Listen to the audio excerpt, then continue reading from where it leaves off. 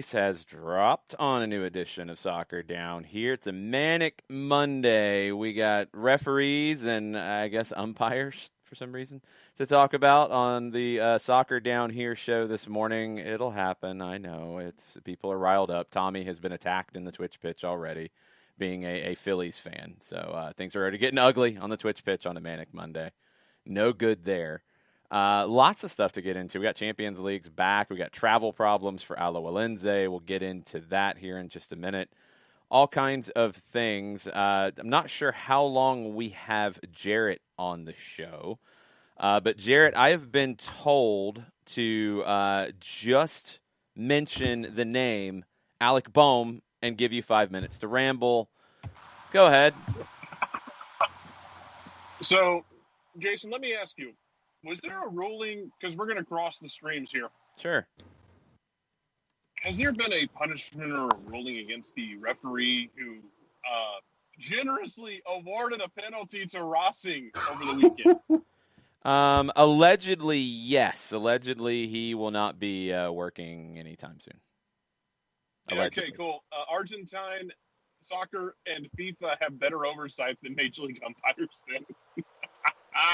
Oh, boy. Oh, my God. And Argentina doesn't have replay either, but baseball does. And damn, this is soccer down here. This isn't baseball down here. So let's keep this short and sweet. It is refereeing down here. You mess up stuff like that where it's pretty clear, and then you go to replay and you confirm what is incorrect. That's not good in any sport. And I know we've had this conversation about VAR, and people want to trace it back to VAR. You can miss me with that by about 500 miles. Like, it's a different animal, and you can have issues with like the way EPL does VAR versus the way Italy does it and Germany does it, which I think they both do a very good job. Major League Soccer does a pretty good job with VAR. Here's the thing. If you want to include gambling in more of your sports, which American sports are just, I feel like, hurtling towards like an out-of-control space capsule towards including gambling in sports, you better make sure you get stuff right. And I guarantee you the gambling houses will not have good conversation starters with any of the leagues if you're going to have, referees or umpires or whoever it may be missing calls and then reaffirming those calls, especially when you have other umpires making the decisions to affirm them. And it's very easy to look at it and go, well, they're just protecting their own. Yeah, you invite gambling into this. That's a great way to make money. It's also a way to potentially make sure stuff gets right, because they will not have a sense of humor that they are aware of about you getting calls horrifically wrong. And leave Tommy alone. He didn't make the call. He's a Phillies fan. Hey, guess what? He's a Phillies fan. Hey, he's got a title more recently than the Atlanta Braves do, so he can hold that ring up. Wow. Man, Jarrett, jeez. Yeah, there were a lot of weird calls in sports this weekend. I don't think there was anything too dramatic when it came to the NBA. You had the baseball one. You had Argentina with a horrendous penalty decision that gave Racing a late goal on almost the last kick of the game. Horrendous. Absolutely horrendous. You had the situation with Tottenham and Manchester United that everybody is riled up about, even though it didn't really affect the result of the game. You have a situation in Spain that everybody is riled up about, which I think is just really dumb. We said it on the watch-along this weekend. There was no foul on Martin Braithwaite, in my opinion, but Ronald Koeman wants to complain about it to the point that his board is like, bruh, like, seriously? Could you stop? It's a little embarrassing. I mean, these things happen. This was a weird weekend where it felt like a bunch of different kinds of things happened. We'll get into the Independiente Racing one for sure later tonight on Soccer Over There. It did have some pretty important – well, it didn't really, because I think I would have won anyway, but it had some important ramifications for the margin of victory for my I can't keep track of how many wins I've got on the picks of the week. It's like half of them. Return to the summit. Yeah, this will be your 5th in 8 weeks, sir. Oh, even more than half. I mean, I was trying to be a little generous. Oh, come on. Yeah, it's I can't keep up anymore. But it was going to be a draw, which nobody had in our picks, so I still would have won with a narrow margin. I did get the Racing win that I was attacked for on the show last week. I didn't expect the worst call I've seen in years to give it to me, though, but it was. That one, there's nothing going on around it with VAR because you don't have VAR in Argentina yet. And the talk is that maybe with VAR, you would clean some of these situations up. You had VAR in England, and it's the one that seems to get people the most riled up right now. The goal that was taken away from Manchester United with McTominay's hand going back, smacking Son in the face, and then the ball goes through, Cavani scores. It's looked at, then the on-field review happens. It is contact to his face. There's no way around that. Did Son lay on the ground for a long time to make sure that it was going to be looked at? Yeah, he did. He did. And plenty of players do this all over the world. He did it because it worked to a degree. I mean, I don't know if they would have looked at it otherwise. I would like to think that they would have. But, yeah, he did what he's supposed to do, make sure that that gets reviewed and potentially takes the goal away. Now, it doesn't mean anything in the result of the game. Manchester United went on and won, and nothing changed there. But just the play itself, and I'm sure you guys have seen it by now. I mean, we're seeing these more and more where the back in my day crowd is like, no, there's nothing. That's not a foul. You can't have any contact anymore in the game. The game's not physical. It's a contact sport. All those things get said. I don't think he intended to smack him in the face, but he did smack him in the face. Now, if you want to say that Son initiated it, which you could, he kind of grabbed at him, okay. Does that mean you can smack somebody in the face? Does it mean you should go back and call the foul on Son if you want to go that route? Does it mean you ignore it because Son grabbed him?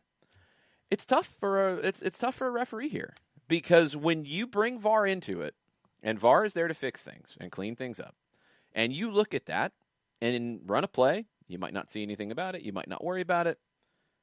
Looking at the replay, I don't know really how you don't, by the letter of the laws of the game, I don't know how you don't give that foul. I'm not sure how you can ignore it at that point. We would have heard so many things from Jose if that had happened, and he would have been right to a degree. This is a judgment call. I don't love it because I don't think there's intent from McTominay, but he pops him in the face. Could Son have made the tackle? That's another element here. Could he have gotten in and changed the play if he hadn't been popped in the face? Those are elements that do need to be looked at. But this is one that I feel like this and the red card with Leeds and Manchester City this weekend is another one that they don't get called consistently, and that's my issue with it. Contact happens to the face with arms swinging plenty in games. And it gets called sometimes, it doesn't get called sometimes. The one with Cooper from Leeds, where he goes in on a bouncing ball, he goes to clear, he does clear it, in his follow-through, his boot is very high and into the knee, and it's a red card. Is he not supposed to play the ball there? Sometimes you see the follow-through situations called, sometimes you don't. I would love for IFAB and FIFA, now that we have review and now that we analyze and overanalyze these situations, give us the best practices of how you want these things called. Give us what that should be. Show the replay. Come out. I mean, maybe IFAB needs to come out with their inside the actor's studio kind of deal here and break some of these down so we know as broadcasters, we know as fans what to expect in that. Because both calls, letter of the law, 100% correct. Red card, studs up to the knee, red or foul because of the contact to the face. You could have even gone a yellow there, which would have been McTominay's second. He would have been sent off. That would have changed everything. You didn't go that, which I think was the right decision. But we see those called sometimes and not called sometimes. And I just want to know, should it be called? Because that's the part I don't know now.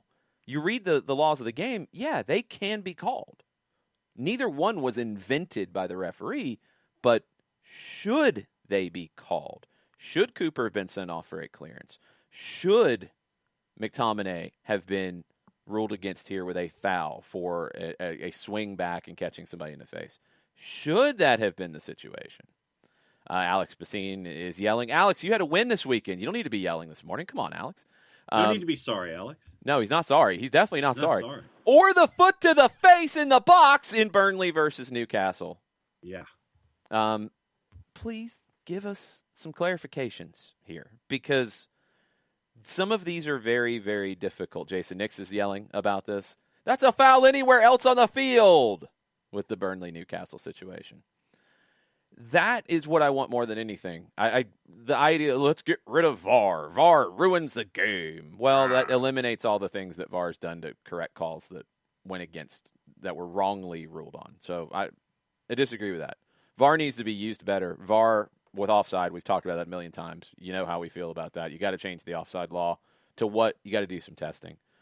VAR can be better, but getting rid of VAR ain't happening. We do need clarification on some of these things now because of the discussion around it, because of the amount of replays around it. And we need to know, if you follow through on a play and you catch somebody, are you putting a red card at risk? If you are running and your arm goes back into somebody's face, is it automatically a foul? Give us clarification on these things so we know. Just don't use technology on the offside, please, God. Why? So you're anti that now? Well, for the way England does it with the Hawkeye, yeah. Why are you anti it with the Hawkeye? What's the problem there? You'd rather rely on... I think with offside, I think I would rather them use it with, let's go to the monitor and take a look, and if my referee can go to the monitor and look at it and say, yeah, that's offside. No, I got to disagree. Yes, that's onside. But the referee never looks at offside. No, the referee never looks at offside. So, no, I wouldn't do it that way. Because, I mean, that's doing something that you've never done. Referees have never ruled on offside in that way. They've overruled an AR occasionally where it's an interpretation issue if there was a deflection or something. But you don't give near enough credit when they do that correctly, by the way. Yeah, absolutely. But you got to go back to the AR then. If you don't want VAR involved in offside, then you've got to just have the AR call it like they always did, and then complain about that when it's wrong. You can. I mean, here's the thing with replay for me, though, is everyone who is actively yelling about it, it's like, guys, I get it. You're aggravated when it doesn't do what you want it to do. I don't want to hear the idea of, let's just get rid of it and go back to the way it was. Like, no, because the first time a call happens that's blatant, then you're going to complain about not having VAR and you're not having review. Yeah, you're going to be right back where no one's ever going to be 100% happy. No. Yeah. I don't know how you address this in terms of the people who are helping make these decisions back in Secaucus, New Jersey, or New York, or up in the booth doing VAR, whoever is your VAR and assistant VAR. However you want to do that, I don't know how you fix that. If you have a neutral party who has, who are a group of people who are neutral, who have no affiliation with anybody, and I don't know how you fix that, but I don't think just absolutely scrapping VAR, and I've seen that take a number of times this week from people or over the weekend with the knee jerk, like, if VAR is the worst, it's the worst thing that's happened in the sport. We should get rid of it. Like, you'll complain the first time something happens, mm-hmm. and you'll want them to take a look at it. It is heat of the moment reactionary, and I get that, but that's what it is. It's heat of the moment reactionary the first time. Something gets blatantly missed because, yes, the game is fast. The game has gotten substantially faster. Every sport has gotten substantially faster. Humans have gotten bigger, faster, stronger. It's hard. It's really hard. There's some things that just get missed, especially when you have, in soccer's case, 22 people on the field. It's hard to watch everybody and everything and get everything perfectly right. Yeah, I agree with you. There's not going to be an easy answer here. I kind of go back to something Kyron Held just said. Whatever you do, somebody's going to complain. That's where we're at here. Is no matter which way you do this, you're going to have somebody complain about it. I mean, the outrage over the McTominay Son one is over the top for me. We've seen that called. It's not like VAR overstepped its bounds there. It's not like, oh, well, that would have never happened without VAR. No, we've seen that called. I'd like to know how FIFA and IFAB want that to be called. That's where I'm at with it, is tell us, should that be a foul or should you let that play? Give us a heads up, because I don't really know. The VAR situation on offside, I mean, I guess my pushback on what Jarrett said is I want to get it right, and I don't think you can trust the AR to get it right the majority of the time. The obvious ones are the obvious ones, and this would be the trade-off, is you wouldn't have the play continue on ones that an AR would have put the flag up. There wouldn't be that continuation that drives people crazy. But I want to see it right, and if it goes down to a millimeter, it goes down to the millimeters.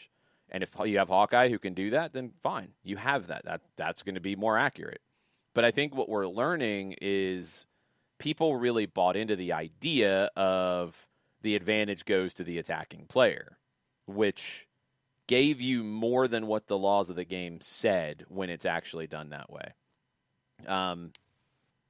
Okay, can we write the law to show that? That's kind of where I'm at, is can we get to that point where it's the case? And yes, as Alex Basine says, VAR is people. It's made of people. People can make mistakes, and that can happen too. The way it went down in the McTominay-Son one was handled correctly. The goal happens. The VAR is looking at the play. The VAR is like, hey, this happened. It's in the attacking phase of play. You might want to take a look at it. I'm assuming that's how it went down, because he went over and took a look at it instead of just ruling on something. So he goes over and takes a look for his interpretation. He decides it's a foul. That's how it's supposed to work. You can not like the call, and there's plenty of calls that happen in games that you like or don't like, but the system is not flawed because of how that went down. I don't know. No. I don't know the best way to fix it. Go ahead, John.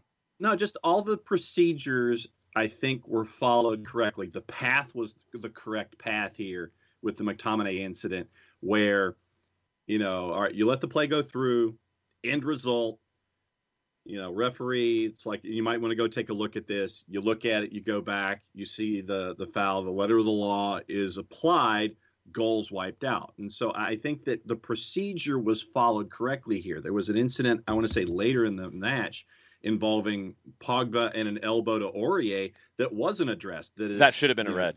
That absolutely should have been a red, especially with the way you ruled on the McTominay one. Right. Because you called a foul for contact to the head. Pogba had much bigger contact to the head, and it looked like you might have thrown it intentionally. Yeah. That's got to be a red card with the way that was called earlier in the game. That's a horrible call. Right. And that goes something to what Jason Nix is saying in the McTominay one. Isn't the VAR re-refereeing the game there? The center ref didn't even call a foul. We don't know the conversation, Nix, and I think you have to give the benefit of the doubt here to the referees. If the VAR says, hey, this happened in the build-up play, this was part of the attacking phase, McTominay strikes Son in the face, did you see it? And I know he's there, and I know he didn't call a foul. You've got so much going on in that he might not have seen the contact cleanly. He might not have seen how it actually looked. He might have been looking at something else, where the ball was going to go next. He could have missed it. And that happens too, and that's what VAR is supposed to be there to clean it up. So I agree. If he got a good look at it and he said it's not a foul, and then he gets talked into it being a foul, that's re-refereeing it. But we don't know that for sure, and that's the hard part about it. The Pogba one, like John said, that's a red for me all day, and that's where VAR has to get involved and say, you called this after looking at it. Go look at this one because this is worse. And that one for me is one of the oversights of this match. And I'm trying to remember, there was basically in all 22, there was a wide shot of the McTominay incident, and the referee, I think, was in a position where he couldn't see it out of his periphery and was looking at the play as it was advancing. So I think that he might have missed it off to his right and behind himself. So he Possible. wasn't in a position where he could have. So it's a possibility that he could have missed the call, and you're getting someone tapping you on the shoulder going, hey, you might want to take a look at this. That's just from me remembering that particular incident. And then the wide shot where it was probably 15 yards off to his right. He would have had to have literally, and I'm zaprudering this, I know, and I apologize for that, but it's off to his right, outside of his periphery, and he's watching the action going in front of him away from the incident. So it's possible that he did miss it. Yeah, it absolutely is. And we don't know how that was seen by the referee. That's one of the hard things here. I'm going to put up a poll just because I'm curious. I think most people have seen it by now. Do you think that's a foul? Do you think what McTominay did there is a foul? Do you want that called in games? Because that was a lot of the complaint was that, no, that's not a foul. Nick says, I know people say you can't legislate intent, but I think you have to try to determine intent. Throwing an elbow when you jump is intentional. Running with swinging arms isn't. Now, I'll disagree on the McTominay one because I do think he swung his arm back because Son grabbed him. I do think he swung his arm back. I don't think he meant to hit him in the face. I think he swung his arm back to get him off, to keep advancing. That's where I'm at with it as well. Is I think that happened in the back. If you've ever been grabbed like in any sport? No, I think there's intent, John. Like that, you almost have that reaction of to kind of shrug it off. Yeah, and that one's a really tough one to legislate. I understand what he's saying about legislating intent, though. It's one of those though. If you look at the replay.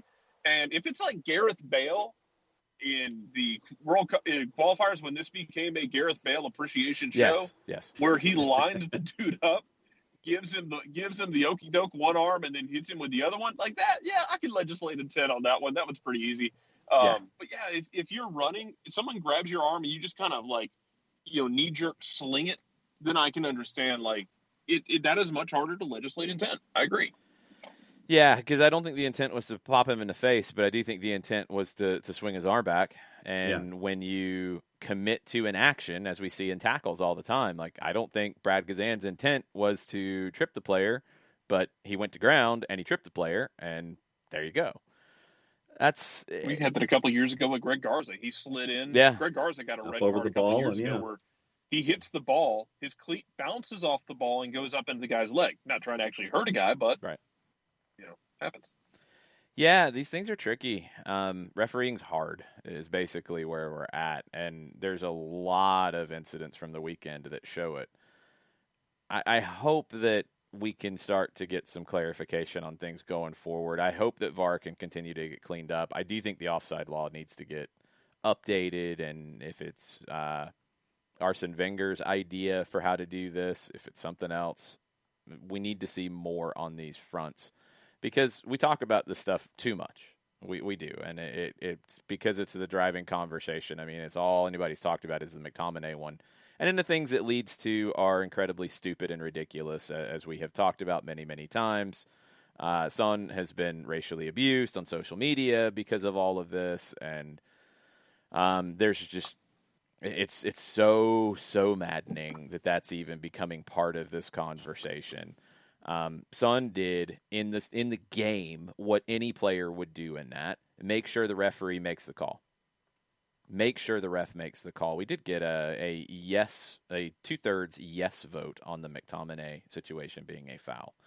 Son did what any player would do there. He's going to make sure the referee has to make a decision, or the VAR has to make a decision. I have no problem with what Son did. Did he exaggerate the amount of force from the contact? He did. And all of your favorite players will do that at some point in their careers. Some will do it multiple times in a game. It's part of the game. It's absolutely part of the game. And if you don't want VAR, it's going to be a bigger part of the game because you can manipulate referees. You can force referees into tough decisions by players' actions in these things. So I don't have a problem with what Son did. What people are doing to him in response is horrific, as all of these things are. It has to be dealt with. Tottenham has come out very strongly on this. It's just got to be wiped out. It's got to be removed from the game. If you missed it, there was an update on the situation in La Liga from the Valencia match, and La Liga did an investigation, and they did not find definitive evidence that it was Juan Cala who said what was being quoted that he said, that Diakabi said that he said. Specialists cleaned up the audio recording. They used lip readers. They checked all this. As Valencia said afterwards, because this response comes out and they say they don't have anything to move forward, doesn't mean it didn't happen. Right. They're backing their player, and I think they're absolutely right to do it, but there's not evidence to show that he definitely said it. The expressions that were gleaned from the study were ish, which was part of what was reportedly said to him. Leave me in peace, and sorry, don't get mad. Those are the things that were definitively identified that Cala said. What the part that Diakabi thought he said or heard or did say, and we just don't have the evidence of it, we don't know. We don't know. Cadiz is going to try to let the thing drop. They said they're not going to take legal action against Valencia for accusations, which is absurd. Mm-hmm. It's crazy. They cannot confirm. This is part of Valencia's response. They couldn't confirm every word that Diakabi heard. The fact that there's no proof has been found does not mean that the matter did not occur. Valencia wish to highlight that La Liga have carried out their own investigation, but that the club have by no means changed our opinion on what occurred in the game and maintain our full support for Diakabi. Our objective is to see a change and an appropriate reaction to such a serious incident and to see moves to change regulations and attitudes when it comes to facing these problems wherever they may occur. And that's something Valencia has to continue to push for, that the players do have to have the ability to not go back on the field if one of their players is not comfortable doing so. It's going to be something this game's going to have to work through because it is part of the game, sadly, and it's something that we're going to have to try to get eliminated from it. And we see it off the field with social media. We see it on the field at times. It is a problem, and it's going to continue to be a problem. But that's where that one stands right now. Now it's Tottenham fighting against the social media companies on the situation that happened with Son. You also have the argument between Ole Gunnar Solskjaer and Jose Mourinho resulting from this. Solskjaer complained that Son conned the referee. I think that's ridiculous from Ole. I think that's an absurd comment from Ole, and it's not necessary. He said, I have to say, if my son stays down like this for 3 minutes and gets 10 of his mates around him, if he gets that in the face from one of his other mates and he needs 10 of his mates to help him up, he won't get any food. Jose said, let me tell you something. I'm very, very surprised that after the comments that Ole made on Sonny, you don't ask me about it. And I told Ole already this because I met him just a few minutes ago. If it's me telling that player A, B, or C from another club, if it was my son, I wouldn't give him dinner tonight or something like that, what would be the reaction? It is very, very sad. I think it's really sad that you don't ask me about it. It's really sad that you don't have the moral honesty to treat me the same way you treat others. This is him talking to the media, Jose Mourinho. I just want to say Sonny is very lucky that his father is a better person than Ole, because I think I am a father, you have to always feed your kids. It doesn't matter what they do. If you have to steal to feed your kids, you steal. I'm very, very disappointed. And like we say in Portugal, bread is bread and cheese is cheese. I told Ole already what I think about his comments. I think Ole's out of line. Yeah, with his comments. I think Ole is way over the top with using the word conned. I think Ole is way over the top with his whole silly dinner analogy. I totally agree with Jose backing his player here. I totally agree with it. I don't think Son did anything horribly wrong here. He was trying to get the referee's attention. He got popped in the face. There's no way around it. He got popped in the face. And he stayed down. Yeah. Part of the game. Yeah. I think Ole looks like a fool here. I really do. And I think Jose wins the media room, as he is very prone to do. The choice of word here, conning the referee. You're going to have Manchester United players have done it. They're going to continue to do it. They're going to try to 100%. get a call from an official in a situation like this. So the verb choice that Ole Gunnar Solskjaer used here was completely and totally inappropriate. It's going to happen both ways, and it's going to happen with Manchester United. And so I think that Ole has to pick and choose his Webster's choices a little better here. Yeah, 100%. Catching up on the comments from the Twitch pitch before we get into the Alawalense situation. Badger Bob, the McTominay son deal was a little like Joseph and Tim Parker. Parker contacts Joseph. This is from 2018 Red Bulls Atlanta United. Parker contacts Joseph, who doesn't go down. Joseph contacts Parker, who stumbles, and a goal gets called back. Seems the defending team always gets the preference in one-on-one battles. Good point. I'd like to go back and look at more of those and see if that's how it goes. Nick says the Prem and other leagues. My favorite part about that one. Go ahead, Derek. Go ahead, finish. No, go ahead. Go ahead. No, but my favorite part about that one remains that everyone at MLS digital media with their instant replay was like, "Yeah, I was right," until somebody pointed out an angle that was not hard to find, and went, "Oh, I guess it was incorrect." Yeah, these things happen. Yeah. Nick says the Prem and other leagues hiding, in quotes, from these calls and decisions doesn't help. Need better explanations and better consistency. Dead on. Jason Nick's comment of the morning right there. Got to have the explanation. We got to have consistency. Dr. D says, I think it's a foul. Anything on the face just needs to be called. Sorry, not sorry. No problem with that. Ricky, Ricardo, Will, lots of conversation here. Yes, we will get into this other stuff here. Relax, folks. It's coming. Will, who does the Cadiz guy play for internationally, and when does that team play Wales? Good question. Spain, and he's only had one appearance for the U19s back in 2008. I don't think Gareth Bale's going to see him, sadly. Four-Card is telling everybody to feed your kids, which I totally agree with. Again, Oli, come on, man. Bread is bread, cheese is cheese. It's true. Mm-hmm. It's very true. And sounds like a T-shirt. Rashford will feed Oli's kid. Yes, that is true. Shiva, and this is where I think maybe it's gone the other way, is Shiva says, Son is like the nicest player that I know of. He is. And he stayed down here to make a point to the referee. There was contact. It's not a dive to me, and it's not conning the referee because he was hit in the face. I draw a line when I was coaching, for example, and I would talk to young players like teenagers, and what do we have the conversation about at times with attacking players who stay on their feet? Like, oh, well, he should have went down in the 18. He would have got a penalty. So that's okay. But in this case, where he does get hit in the face and he stays down, that's not okay. No. If there's contact, you have to make a decision on can you play through it or not. Do you want to try to get the call? If there's contact. If there's no contact and it's a dive and it is completely made up, it is simulated, that seems to be the word that people want to use on these, that's a whole different conversation. Completely and utterly different conversation. So, Son's a nice guy. He is. He did get a red for kicking somebody before. It happens. He's gotten a couple reds.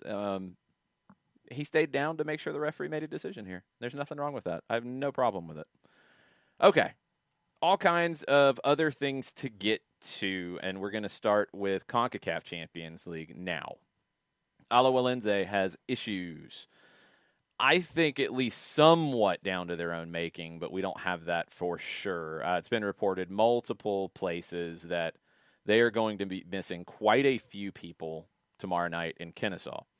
Jorge Herrera of AS had a compilation of this, and in translated form, his first sentence was, the Alajuelense offices regarding their international commitments are a disaster.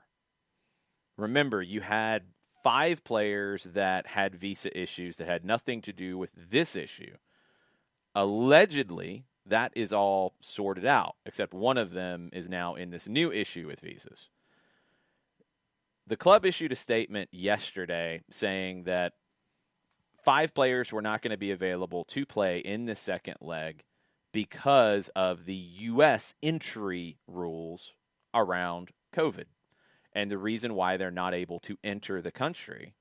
And there's been some confusion in the Costa Rican media on this, and I am going to trust one of our legal team here at Soccer Down here, Thomas Jewin, in terms of the entry laws. It's not about a quarantine on the side of coming into the country at this point. If you've been in Europe in the last 15 days, you are not allowed to come into the United States.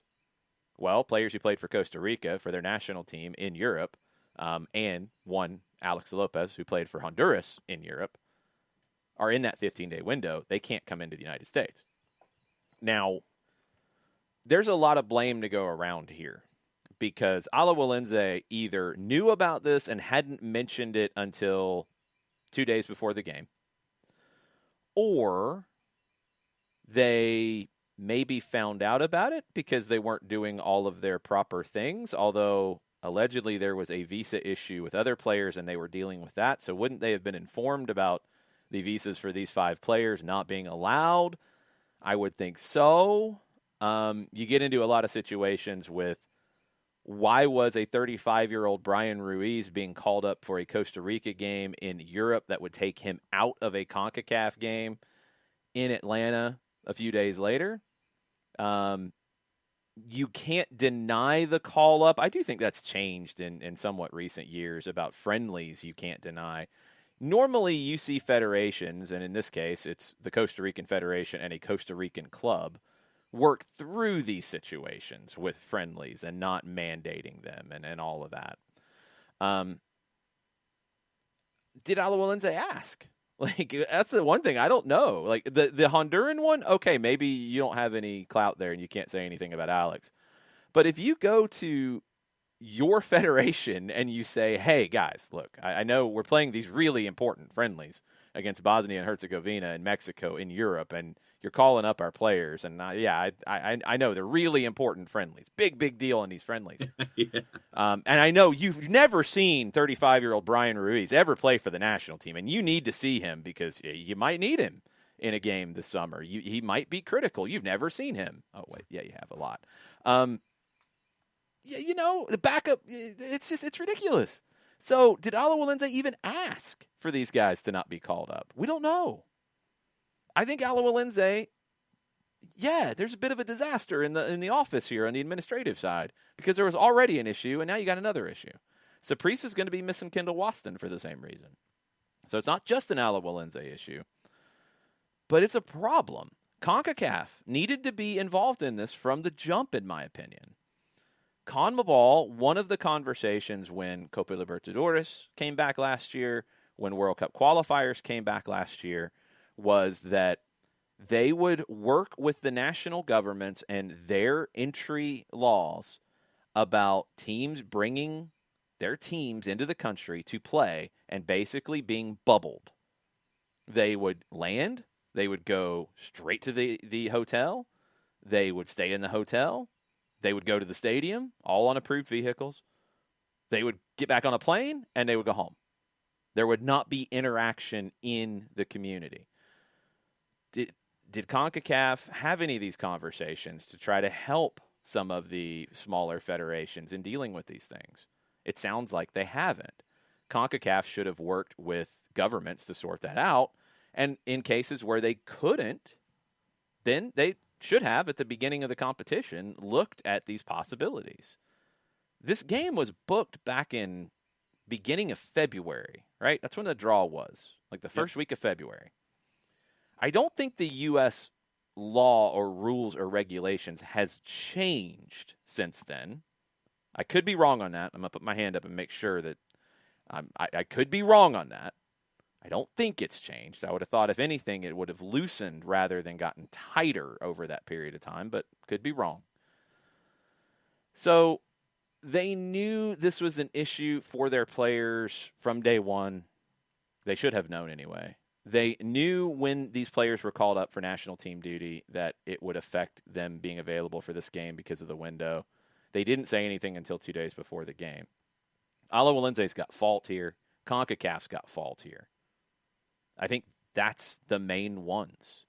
Beyond that, I don't know what you're supposed to do in this situation. But Alajuelense is going to be missing goalkeeper Leonel Morera. And this is right now. I guess this could still change. Brian Ruiz, Barlon Siqueira, Johan Venegas, and Alex Lopez. They were all in Europe on the last FIFA date, and all are not available to come into the United States due to the entry regulations right now dealing with COVID. And I think I read that they were going to try to see if they could get another PCR test for those 5 individuals. That has nothing to do with it, though. There's nothing about PCR tests for entering the country. And that's, again, where it feels like Alajuelense is a bit of a disaster on this. Mm-hmm. And this is something that Herrera said in AS.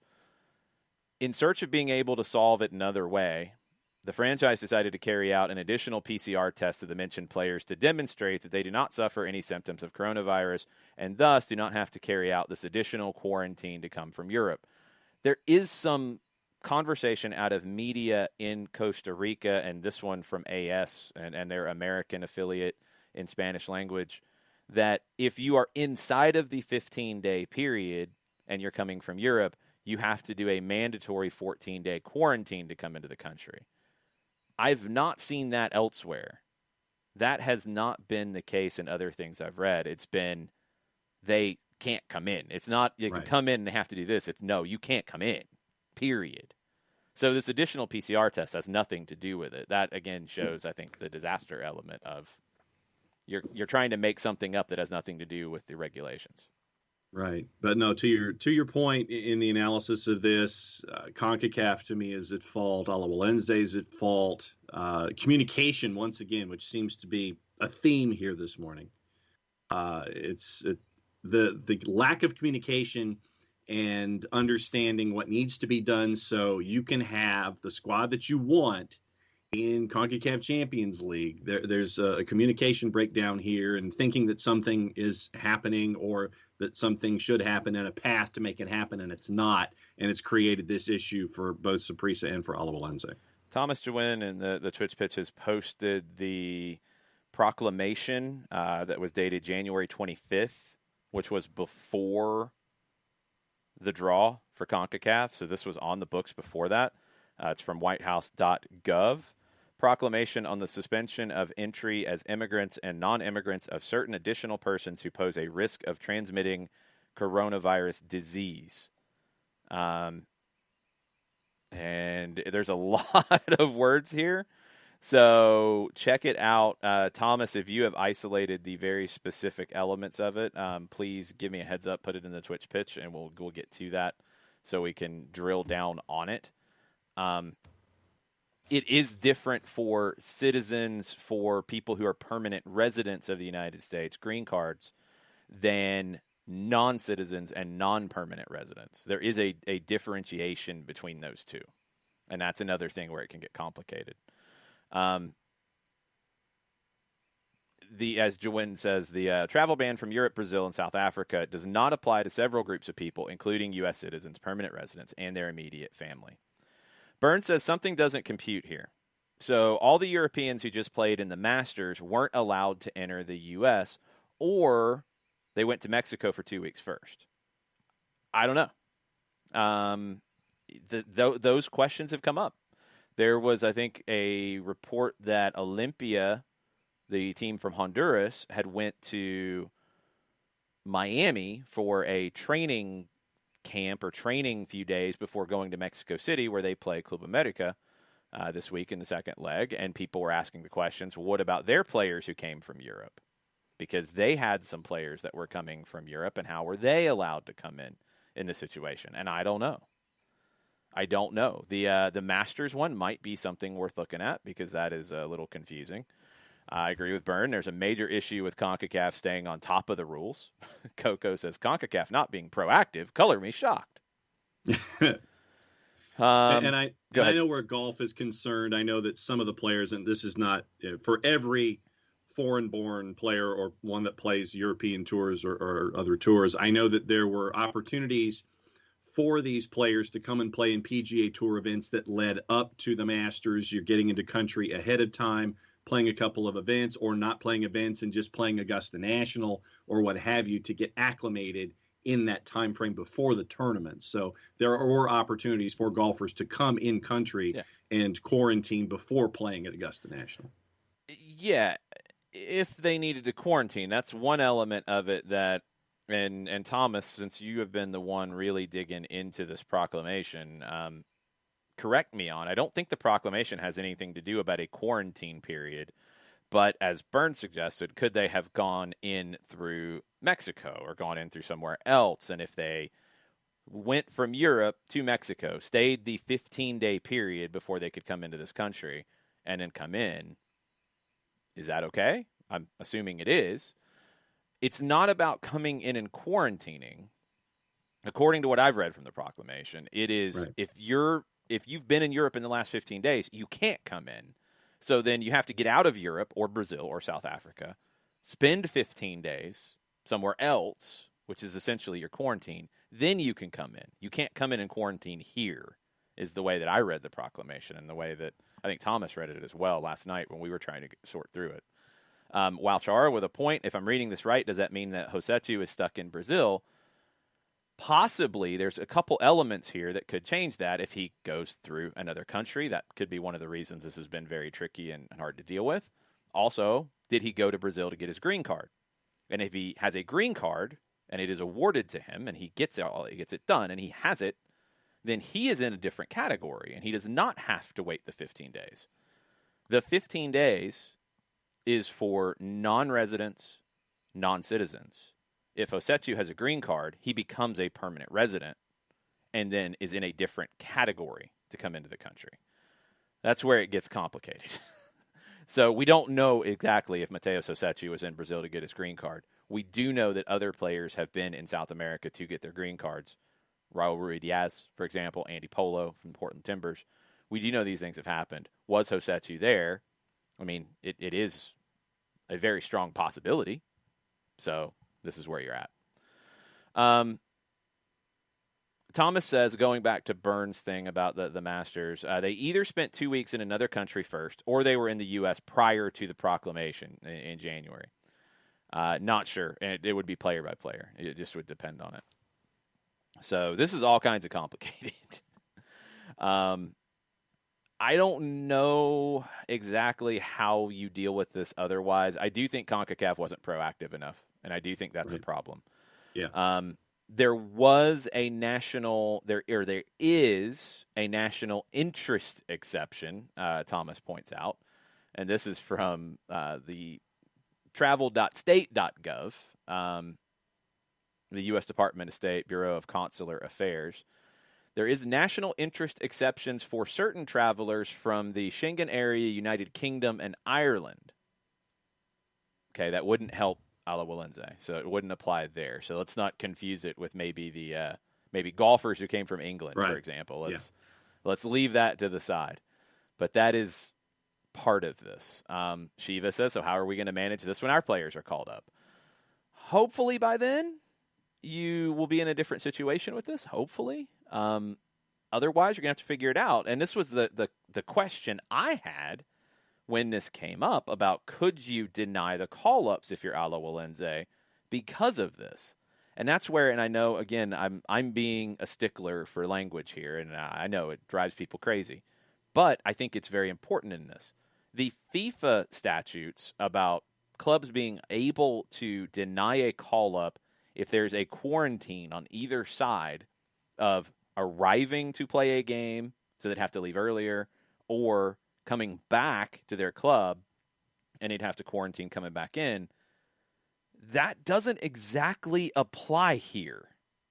Because one, it's not a quarantine. It is a travel block. You can't come in. So there's not a quarantine period.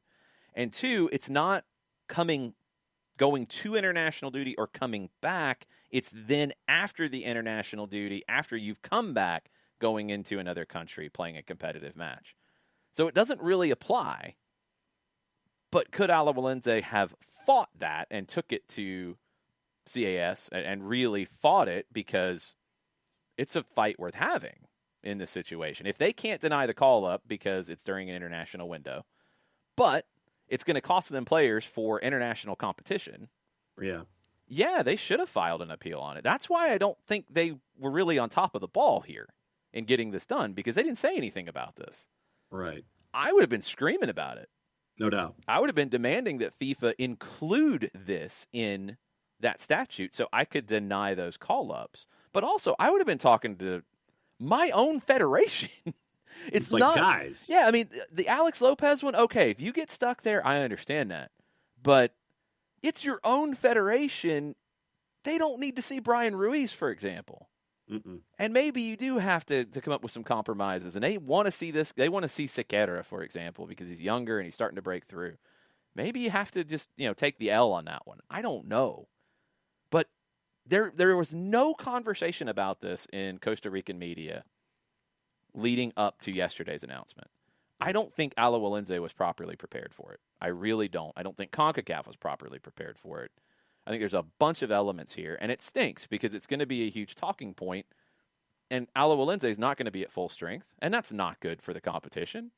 Does it help Atlanta United? Yes, obviously it does, and you don't want to win that way, but that's where it stands, and I think CONCACAF and Alawalinze both have blame in it. I think the Costa Rican Federation has blame in it for not helping Alawalinze and also not doing their homework on these guys not being available for games with their club afterwards in international competition.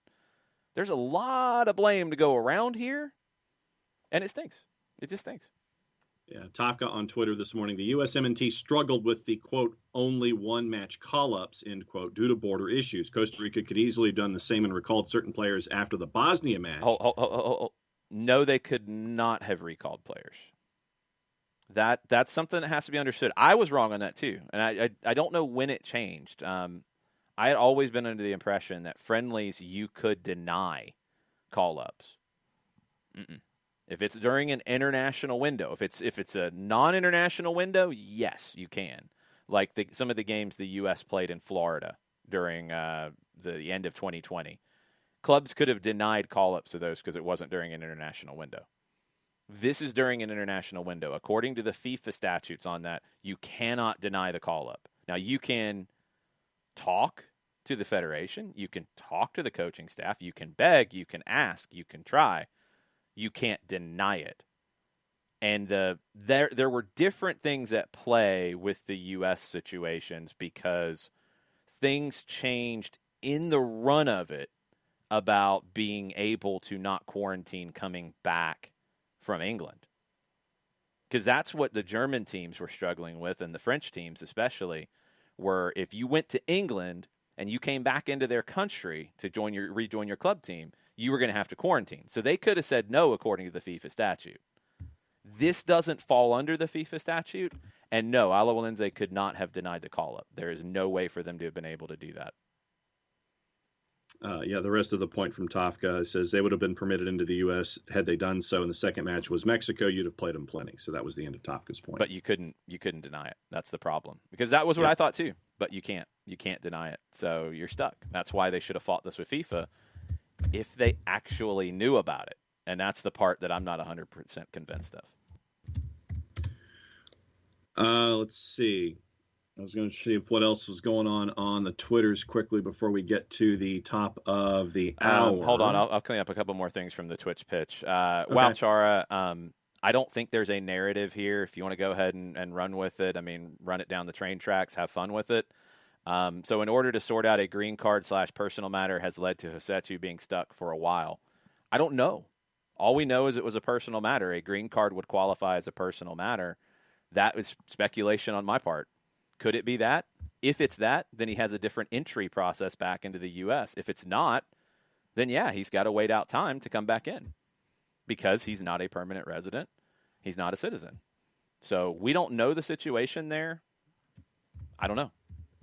But a green card would be a personal matter, and you wouldn't really be putting somebody's business out on blast, so the club wouldn't really be necessarily saying that because he might not get it. It might not be at that step yet. I don't know. I don't know the situation. Anyway, we'll see what happens with Hosetu.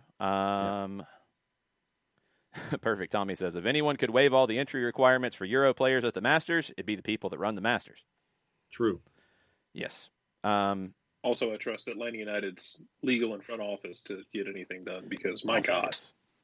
Well, Coco has a good point, too, on this for U.S. players going to play for the U.S. national team. They're citizens. So they would not have that problem coming back into the United States. That does need to be sorted out. Thank you, Coco. There's so much going on here that we are stepping over some easy stuff. That's one that we just missed. The current info on the national interest exception does not list professional athletes, but that was also about very specific locations. Ricky says, what players fill those spots for Alawalinze? Your guess is as good as mine because you're taking basically, and again with Marcel Hernandez not being able to make the trip, that was already known about. You've got two forwards out. You've got Jurgens Montenegro who can start, but I don't know who the other one will be. You've got most of your midfield out with Ruiz, with Lopez centrally, with Sequeira. You're going to have to play a lot of your younger players in those midfield positions, your midfield four. Your goalkeeper's out, and he's played the majority of the games. You've got a couple other goalkeepers, but one of them, your third-string guy, was on the list of other guys who hadn't been approved for their visas yet. So I don't know if his got sorted out. So you might have to go to one of your kids for their time to come here as the fourth string and sit the bench. They've got most of their defense, but going into it where you need a goal and probably multiple goals to go through, this is the worst thing that can happen for Alajuelense, to lose your two best strikers and three of your four starting midfielders. So it's going to be a huge problem. There's nothing Atlanta United can do about it. There's nothing they did about it. It has nothing to do with them. It is a White House proclamation. It is what it is. I really do wonder how the timeline worked on the Alajuelense side, because I am not convinced that they knew it. They absolutely have enough players to play. Let's not worry about that. They've got enough to play. They'll be fine. Matt asked about goalkeepers. Do you think we'll hear about Atlanta's plan before the match? We'll find out in at least media availability today if Gabriel Heinze gets asked about it, and I would assume that he would be, what that would be, because I don't know what it is. I haven't heard. I'm not sure. Last one on this before John does his world famous read of the day. Byrne says, now in Europe, UEFA forced teams in Champions League to play in a third country if local health rules wouldn't permit teams to enter a country. I don't think CONCACAF thought that all the way through before the tournament. And I would agree. That's why I think CONCACAF maybe has the most blame here. Alajuelense has a good bit. The Costa Rican Federation has a pretty good bit too. The media availability forecard is run by CONCACAF. It is not available for fans. It's not live for fans. I'll check. I think it's 4 o'clock, if I'm not mistaken. There will be plenty of tweeting about it, but no, it's not live for fans. It is the top of the hour, Will says, and you know what that means. Jared, are you sticking around to the other side of the hour? Maybe not. He just left. No, he's here. He's he just wants no part of it. He doesn't want to interrupt you. No, he doesn't. He's laying out for the moment. He's laying out. He is analyzing the situation. He thinks you're ready to go. And, John, why don't you tell us about Steve Apolinsky?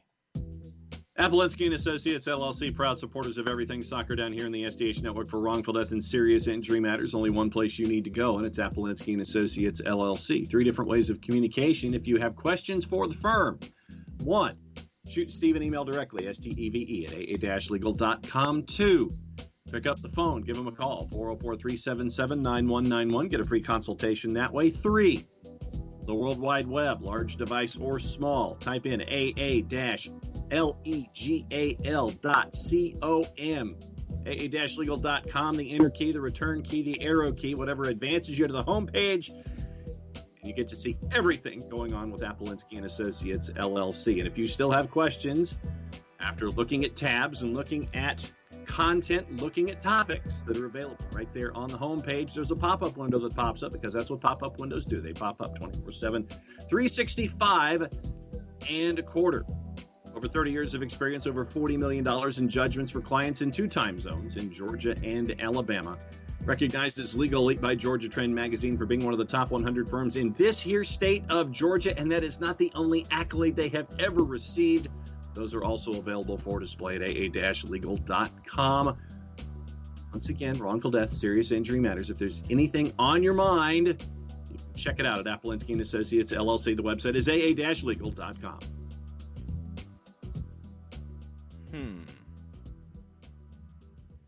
Jarrett was so disgusted he left. I'm not that disgusted. That's a little harsh from Jared _Smith. Will has a good point, and you usually include these sorts of things. Can Steve help our friends from Costa Rica out if they have legal problems? And getting into the country, I think, would be a problem. I believe the pop-up window could answer that question for you.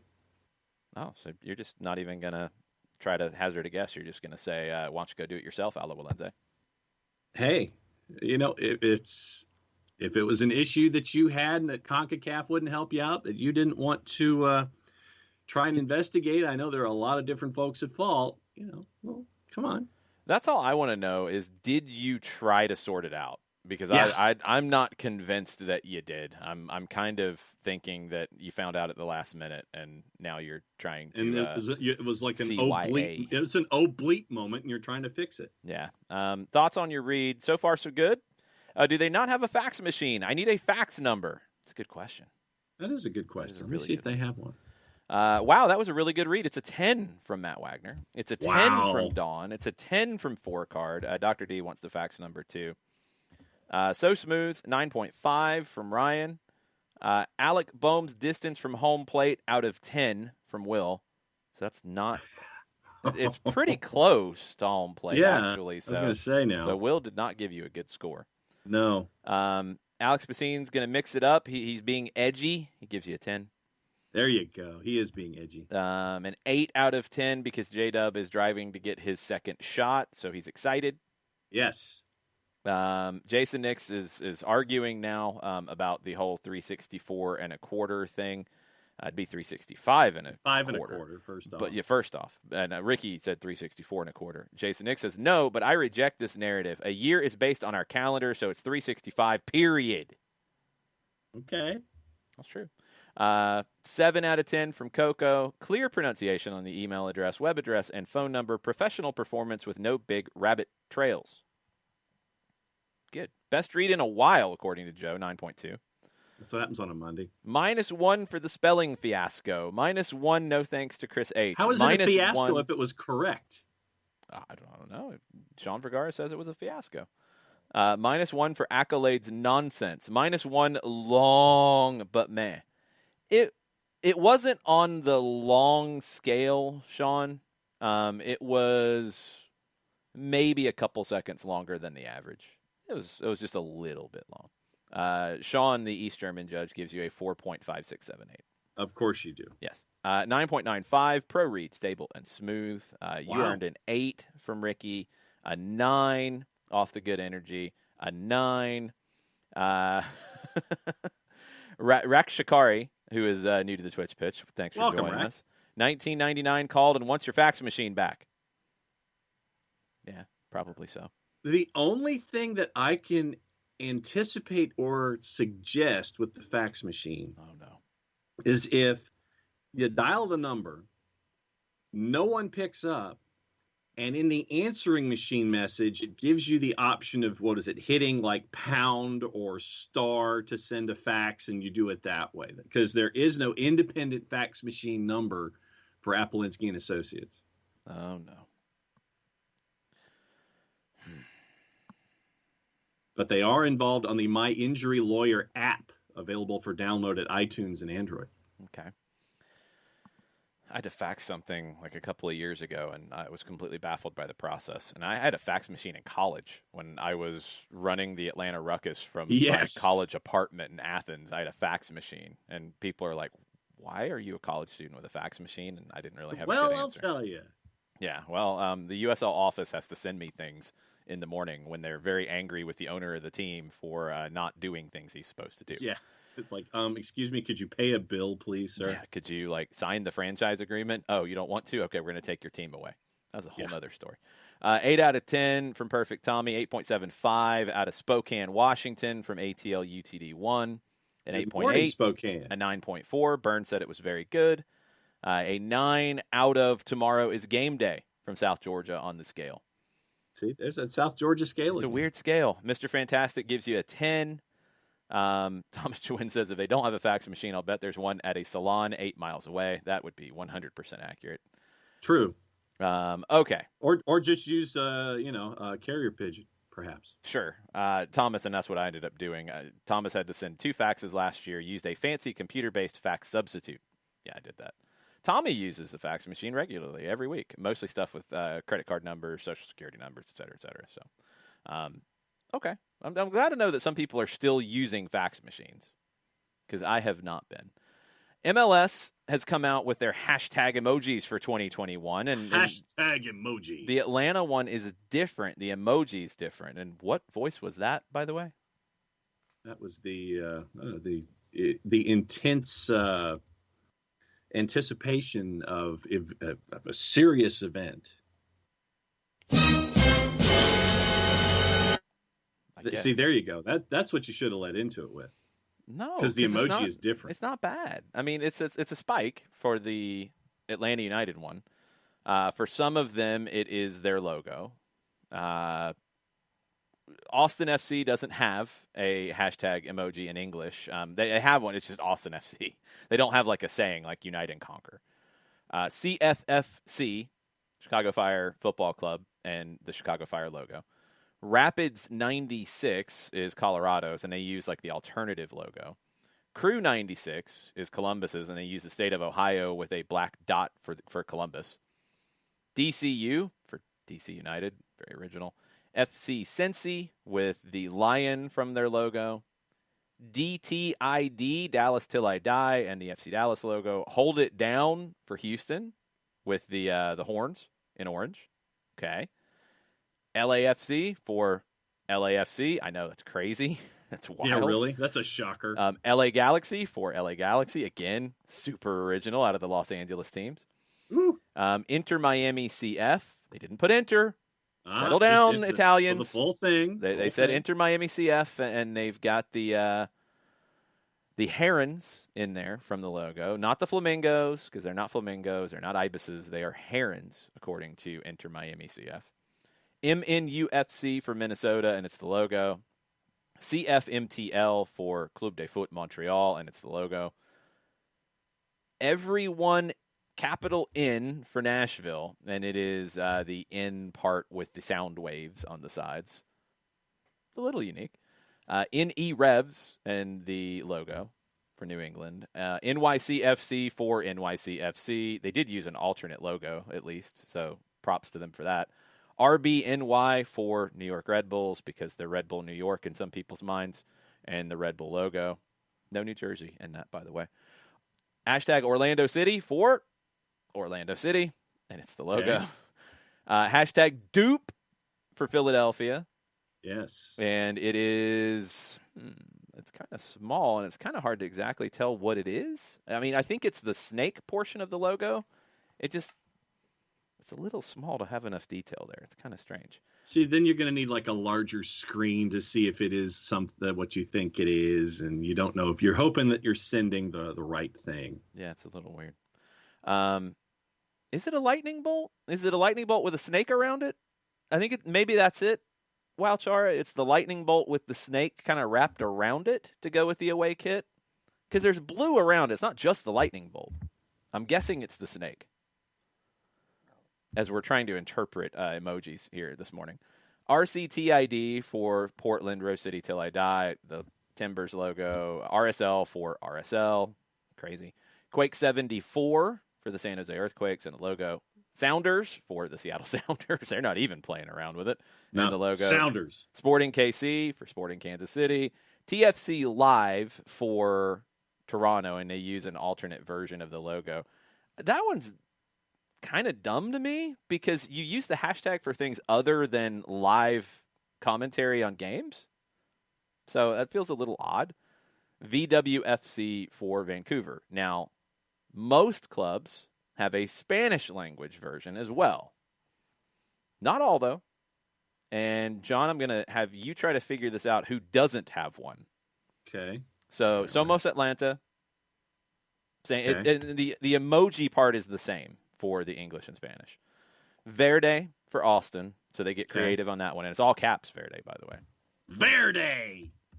Is that how you say it, John? Verde. All right. Guessing. Sure. Bruh. Vamos Fire, Por Columbus, P-O-R, Columbus, for Columbus in Spanish. Vamos United for DC United. That could get a little confusing with other Uniteds, but okay. Mm-hmm. Somos FCD for Dallas. Déjalo Todo for Houston. Barrio Angelino for LAFC, so they get creative on this side of it. Vamos Galaxy, not so creative for the LA Galaxy, but it's at least better than hashtag LA Galaxy. So no Colorado in Spanish. No Crew. No, Crew has Por Columbus. Oh, Por Columbus, that's right. Cincinnati? Yeah, no Cincinnati. No Cincinnati in Spanish. We got Dallas, we got Houston, we got LAFC, we got LA Galaxy. No Sporting. Okay, we hadn't got there yet. No, and that's not true. They do have one. Okay. You're bad at this. I'm looking at the teams alphabetically posted by the league. Yeah, but it's Sporting Kansas City, not Kansas City Sporting. Well, they list Kansas City before the LA Galaxy. Who does that? The league. The league has the league alphabetically. FC Dallas, Houston, Sporting Kansas City, LA Galaxy, LA Football Club. Well, in their own tweet, they are doing it by Sporting Kansas City because it is later in the rundown. La Familia IMCF for Inter Miami. Los Loons. Todos Unidos for Nashville. Okay, that's kind of vague, but all right. Vamos NE Revs for New England. Again, really going out on a limb there. Yes, that's a stretch. Vamos NYC for New York City. Rojos Siempre for Red Bulls. Always red. Rojo X Siempre. So okay. I need clarification on this one, folks. Rojo X Siempre is confusing me a little bit, and I'm sure it's just my lack of understanding of Spanish language. I haven't seen it that way. Vamos Orlando, Somos Timbers, Dale Real, Vamos SJ for San Jose, Vamos Sounders. Again, really, Seattle is really on this hashtag game. Vamos KC for Sporting, Vamos Vancouver for Vancouver. Ricky, most people went with the Vamos whatever. Yeah. So you got a Vamos Vancouver, Vamos KC, Vamos Sounders, Vamos SJ, Vamos Orlando, Vamos NYC, Vamos NE Revs, Vamos Galaxy, Vamos United for DC, Vamos Fire for Chicago. So no Cincinnati, no Colorado, no Montreal, no Philly. No Philly in Spanish, yeah. No RSL, no Toronto. No RSL's here. Okay. No Toronto. Okay. So 1, 2, 3, 4, 5 do not. Okay. There's no excuse for that. Like, come on, guys. I mean, even if you go with Vamos Colorado or Vamos Toronto or Vamos Vamos Rapids or something. Something. It's better than nothing. That Vamos Leones for FC Cincinnati with the Lion. Sure. Something. It looks worse to not have it. I don't get it. Gilberto says for the Rojo X Siempre, the X is poor. So Rojo por siempre, red forever. Okay. Red for always. Okay. Red for always, red forever. Okay. I didn't know the X could replace that. Thank you, Gilberto. I wonder how much these get used. That's what I'll be curious to see. On both sides, on English and Spanish, and I wonder which ones get used the most, like what the ranking would be. I wonder if we'll get that analytics. That'd be interesting. Yeah. Byrne thinks Houston has the best Spanish hashtag. It's pretty good. Galaxy, I'm disappointed, Ricky, that they didn't do more with this. And they're usually big on social, and they usually do more in Spanish language, too. It's kind of flat. Tommy, Philly had one last year, and they don't have one now. They had Azul y Oro last year. I wonder why they didn't do it this year. That's strange. Very. Thomas Dewin says one of the New York teams should have been NYS Rojo or NYS Azul. Yeah, that would have worked. It would have been better than. I mean, the Rojo X Siempre, Rojo por Siempre. Okay, that's a little different. Vamos NYC. Yeah, you could have definitely done NYS Azul. That would have been good. That's your hashtags, and it is a different one for Atlanta. It is the spike from the logo now, not the crest. So they've changed that up. Those are all active and available on Twitter for your usage now, and teams are using them and doing all kinds of things with it. So this is going to get really used a lot today. Ricky Ricardo points out that we have an announcement out of Nashville. Gary Smith has signed a contract extension through the 2023 season. Yep. He 100% deserves it in my book. I think Wes Bowling points it out better than anybody. Wes is on the Nashville radio broadcast. Gary Smith has won or drawn 73% of his matches in Nashville, including the USL days. He's taken the club to the postseason every year. He's never lost a match by more than 2 goals. He's helped develop the club's identity, and he deserves to lead it during its next phase. Yep. Totally agree. Totally agree. Go ahead. No, just it's seeing what Gary Smith has done, starting off with the transitional years that they had in USL, building the team and building it the way that they did when they came to MLS, building a solid spine, and then gradually adding those offensive pieces. I mean, and when you can bring in a Walker Zimmerman, when you can bring in the players that can give you that solid spine, and you have a philosophy and you stick to it, and then you build out from there. I mean, Gary Smith has done some tremendous work in Nashville. Yeah, he deserves it. A couple other things on the MLS front to jump into. Carlos Vela, last year of his contract is 2021. There was some reporting that he would be interested in a move to Australia. I'm taking that with a grain of salt. You had the stuff in December about a move to Mexico where he's never played. I could see that happening at the end of his contract, but we haven't heard anything about a renewal, which is a little interesting. I'm curious to see if LAFC talks about giving him a new deal or not.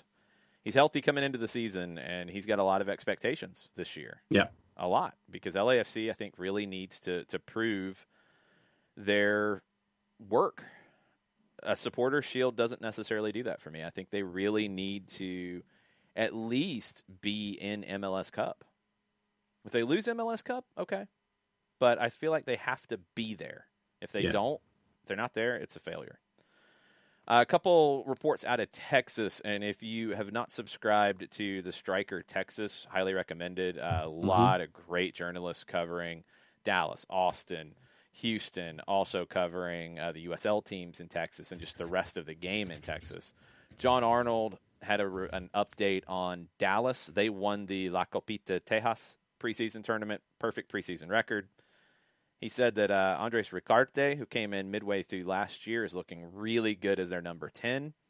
Also, and this is another important one when you talk about teams and how they're going to play, Luchi Gonzalez now has the personnel to use 3 center backs. He did it in the win over Houston in preseason. He can mix up his tactics a little bit more now than he did in the past. So we'll see if Dallas becomes a 3/5 defensive line. There's not a whole lot of teams that do that on the regular. Dallas could be one of them. On the Austin side of things, they beat Rio Grande Valley 3-2 behind closed doors over the weekend. Chris Bills of the Striker Texas says that the center backs should be Matt Beasler and Johan Romagna as the pairing for the opener. They've got a bunch of guys that have been there on trial that they're going to have to get things done with this week. Luis Argudo, for example, who was with Miami last year. I think he's a really talented player. He started in that game. Argudo scored the opening goal. Aiden Stanley, who was a draft pick. They haven't come to a deal with him yet. Daniel Steedman, who was here in Atlanta with the Twos last year. Second-round pick. He earned time against Dallas and Rio Grande Valley. He played in the final 10 minutes against RGV. The big question for Austin is Owen Wolff. Now, Owen Wolff was part of Atlanta United's academy.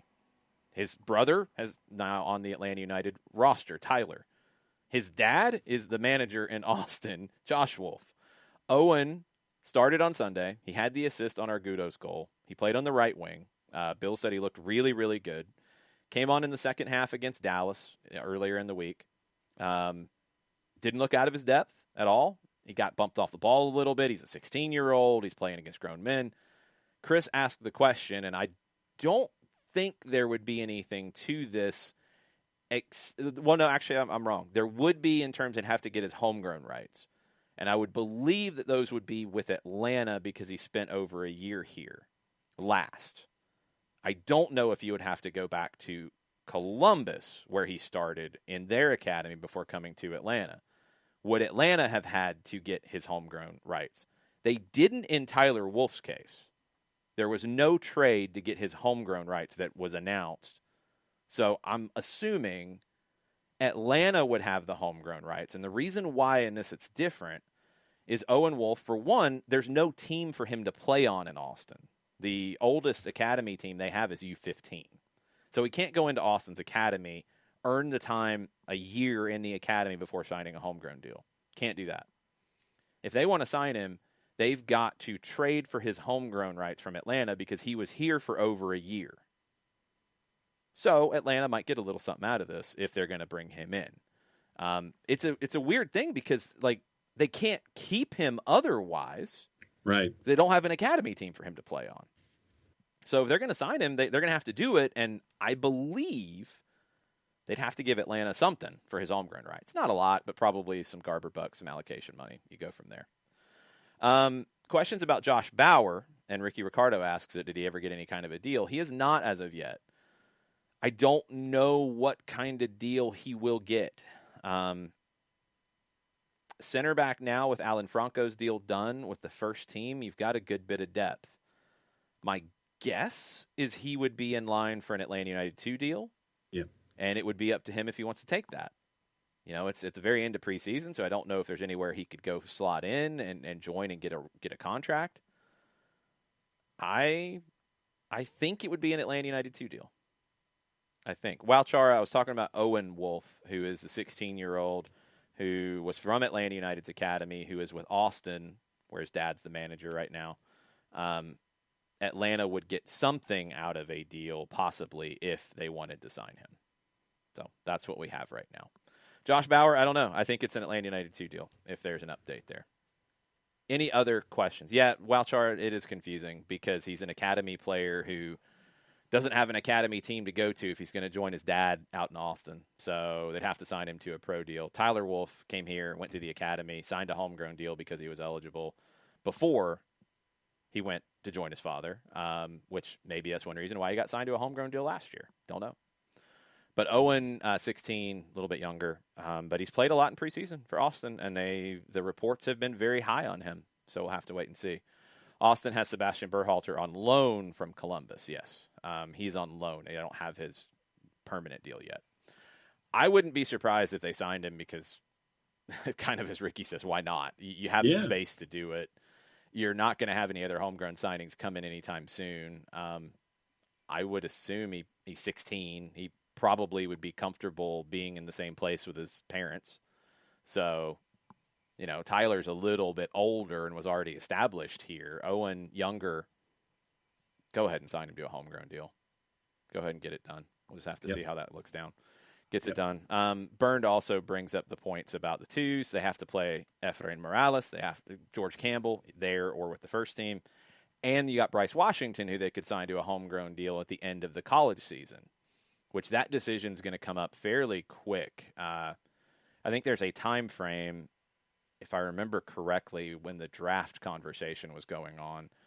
There's a certain time frame after his final college game, which he's a senior, so whenever Pitt is done with their season, his eligibility is up.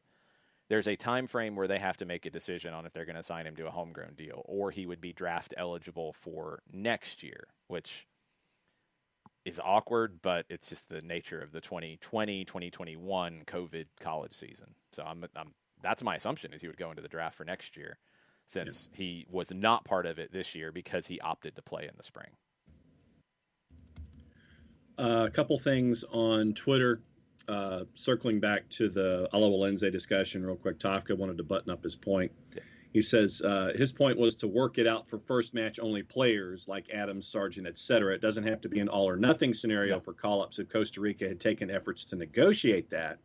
His point was if you'd taken the effort, players like Ruiz could have played in Bosnia and been available for Champions League if Alawalense, Costa Rica, and CONCACAF had discussed it. Yeah, it's a little bit of semantics, but it does have to be cleared up because I was misunderstood on this too. I thought friendlies, you could deny it.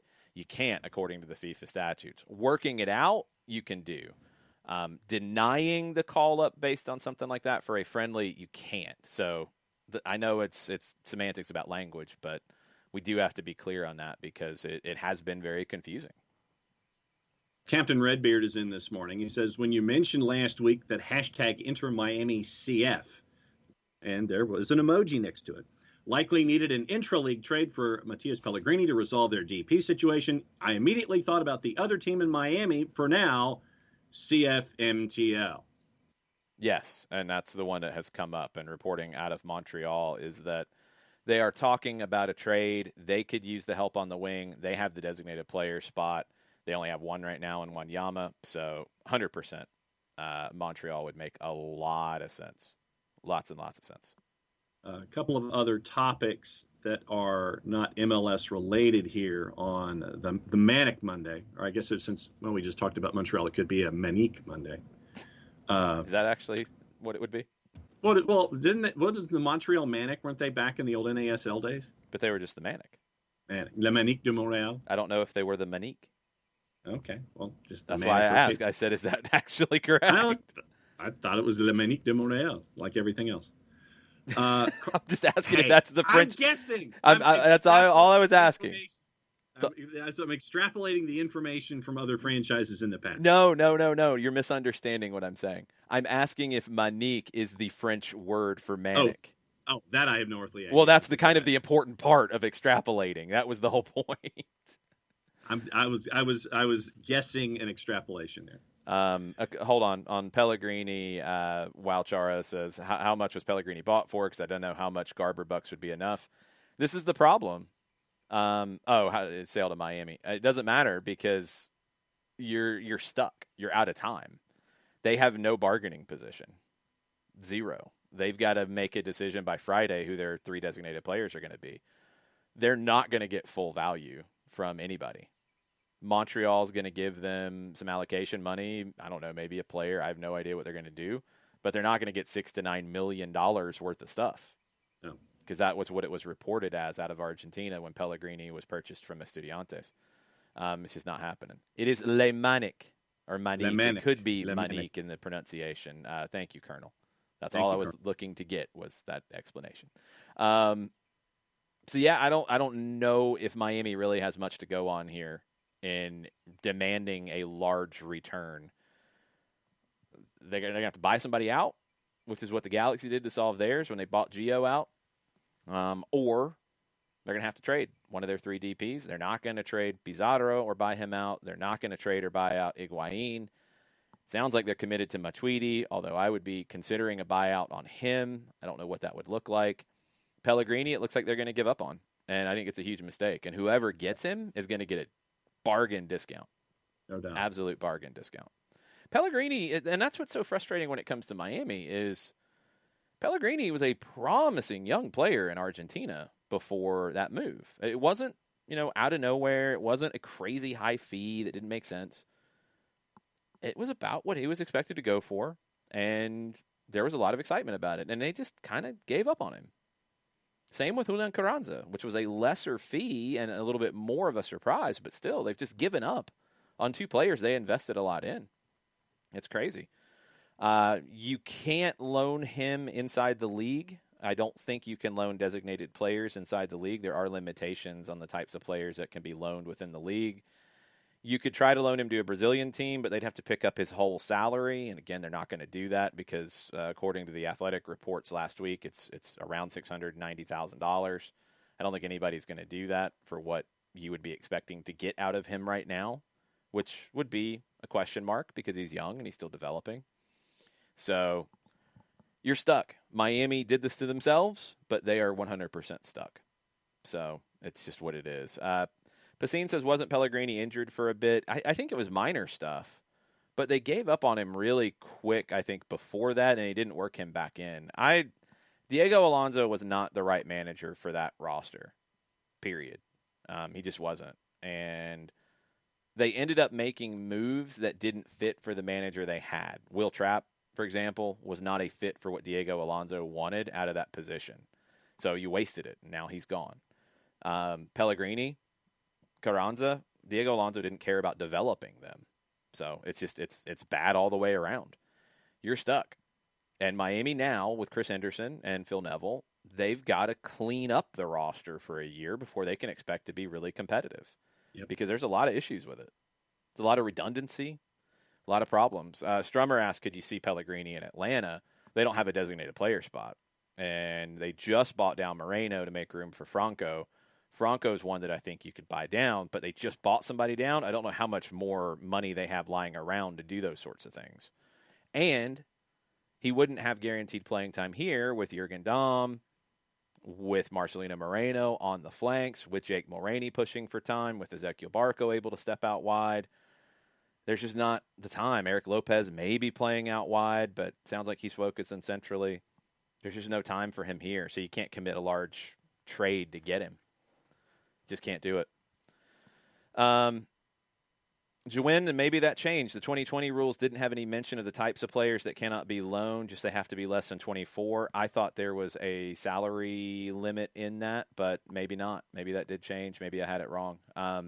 Again, MLS rules, not exactly easy to follow, and things change without really updates. So I don't think anybody would take him on a loan unless there is some ridiculously low option to buy. I'm not going to take him for a year and pay his whole salary and help Miami out. Yeah. I'm going to say, okay, we don't have the resources right now to buy him from you, but this is what we're going to do. We'll take him for a year, we'll pay his salary, and we'll give you $1 million in allocation money for him. Take it or leave it. Yeah. That's the kind of stuff you're getting into with this.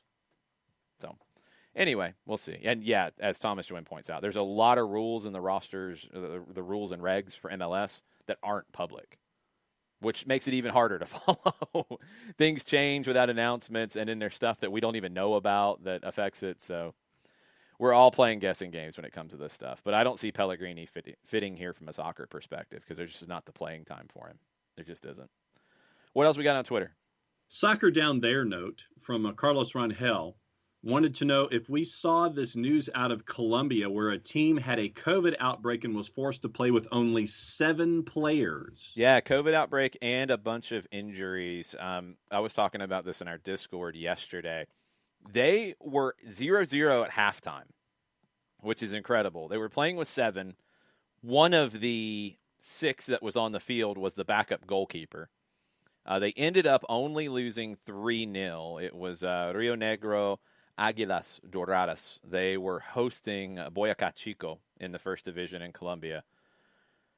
The game got stopped, I think, with 10 minutes left because there was an injury.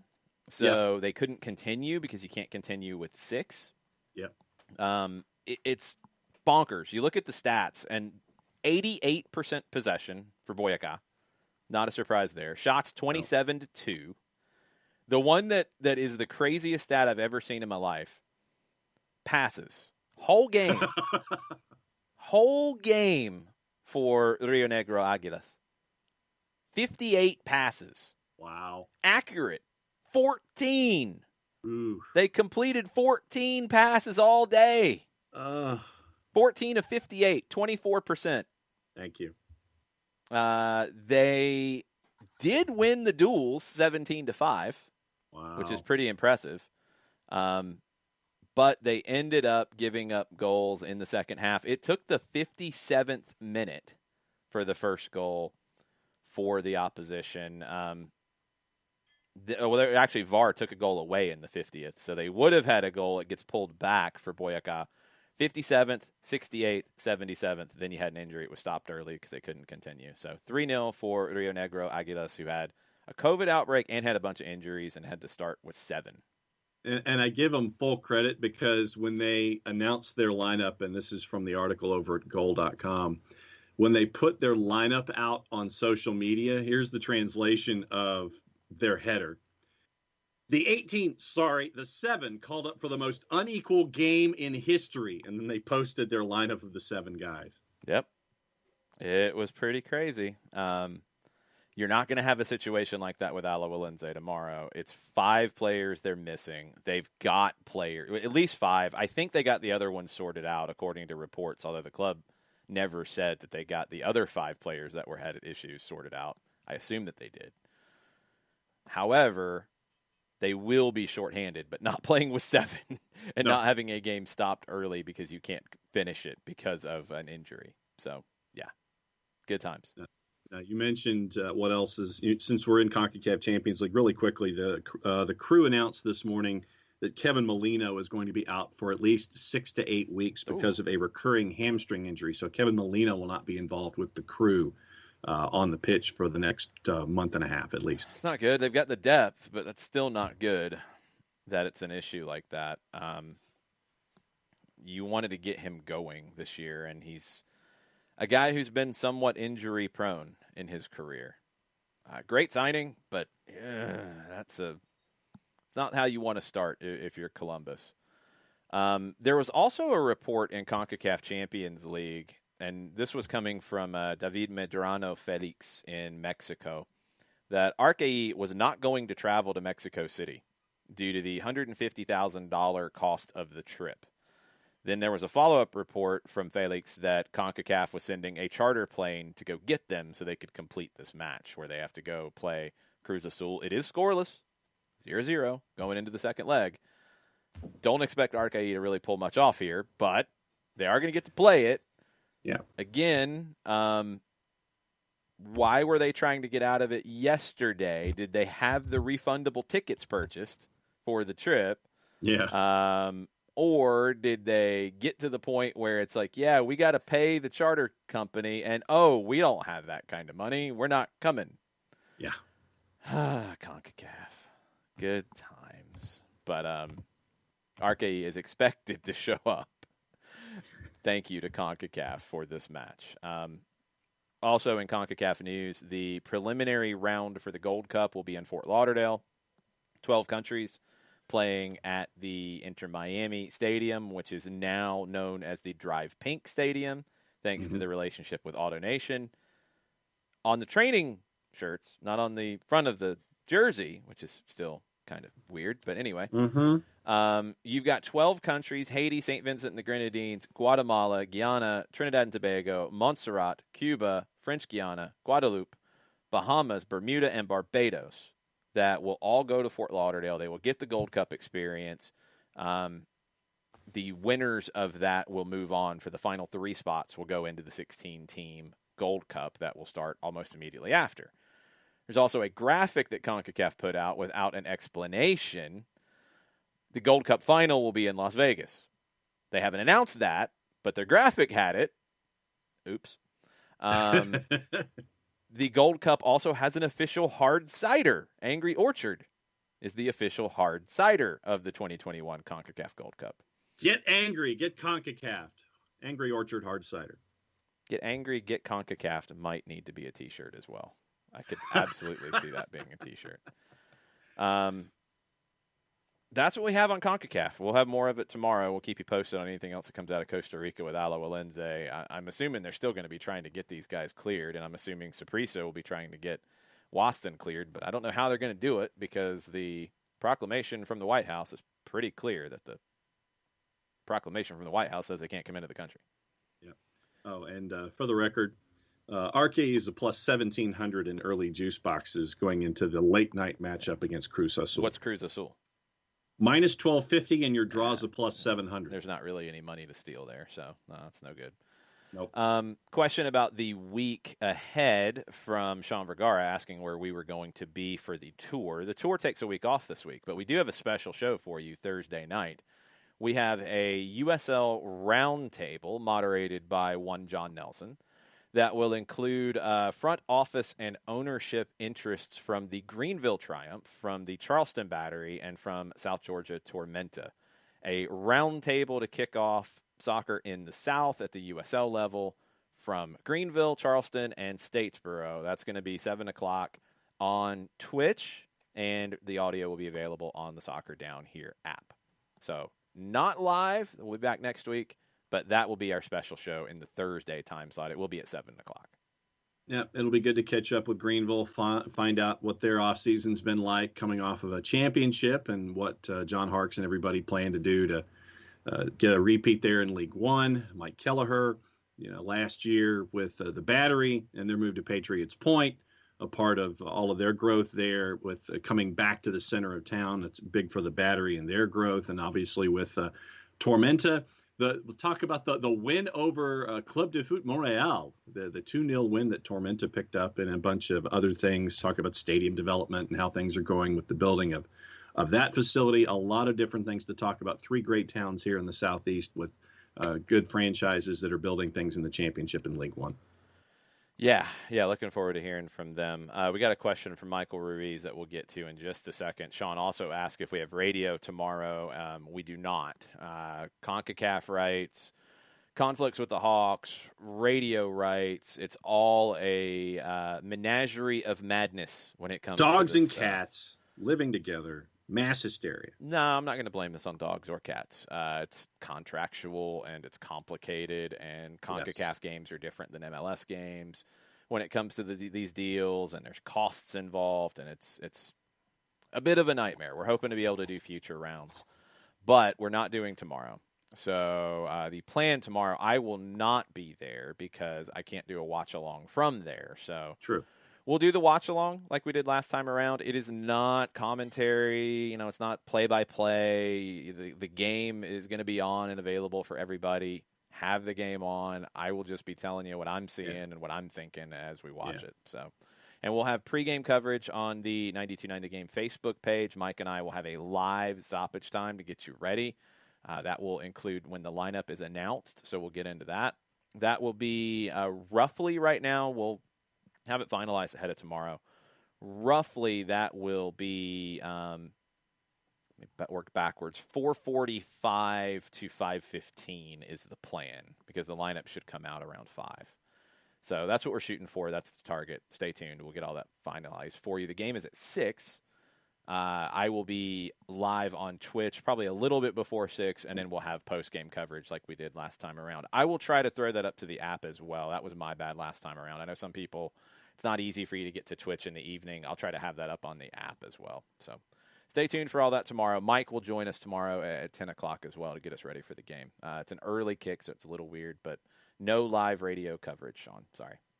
No, but it'll be good to be the first one to figure out what's going to happen with hopefully the next stage and get to watch everybody else try to fight for the second round and get out of the round of 16. Are you going to be there tomorrow, John? I will be there tomorrow. Okay. Well, then maybe you John's will. going to be defending all of our pride. Now he's back. After just disappearing, he just drops back in. Sometimes you got to take a phone call,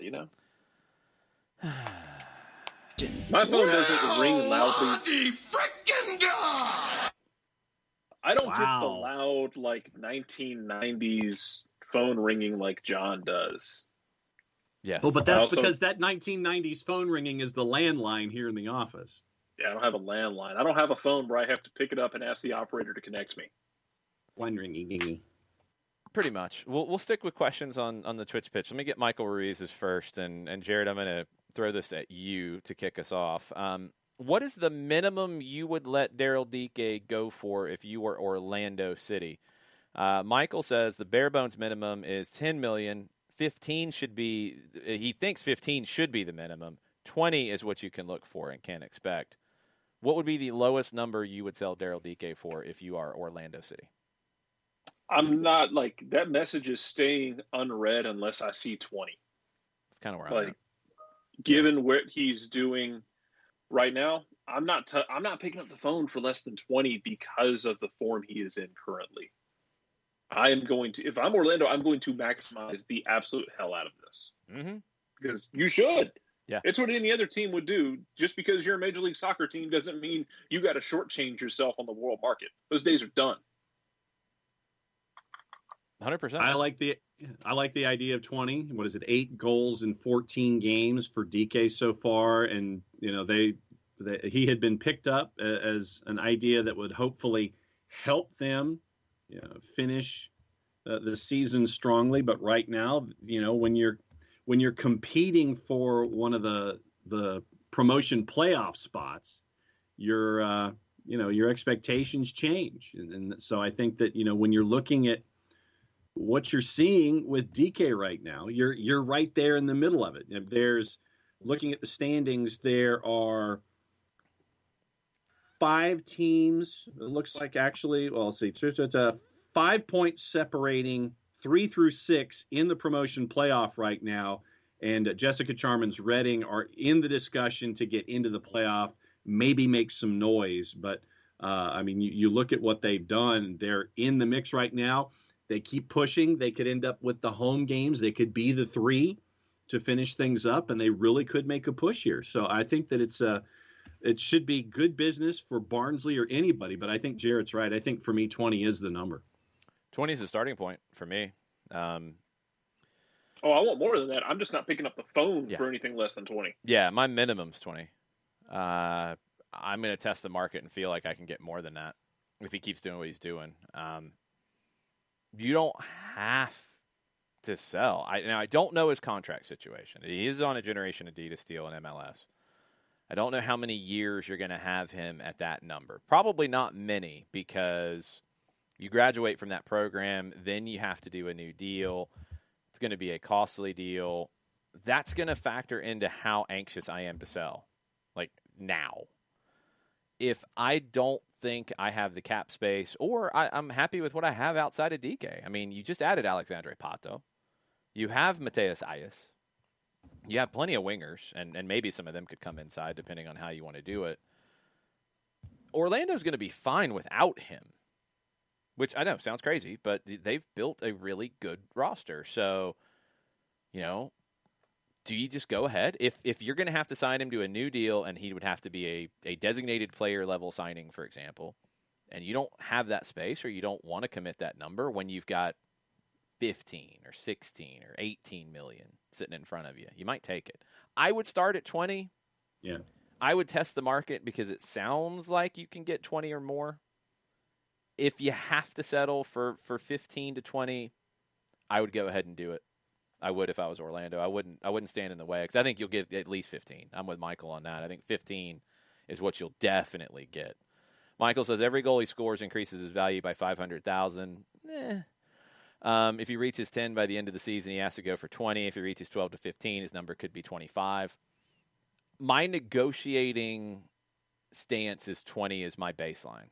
Yeah. My realistic stance is I would go down to 15 if that's what I need to get, because I feel like I'll get that, and I would make the sale now. I wouldn't bring him back. I would get everything I can get for him and move on, because you're covered. You don't have to have him from a competitive standpoint. He's going to go eventually, so do it.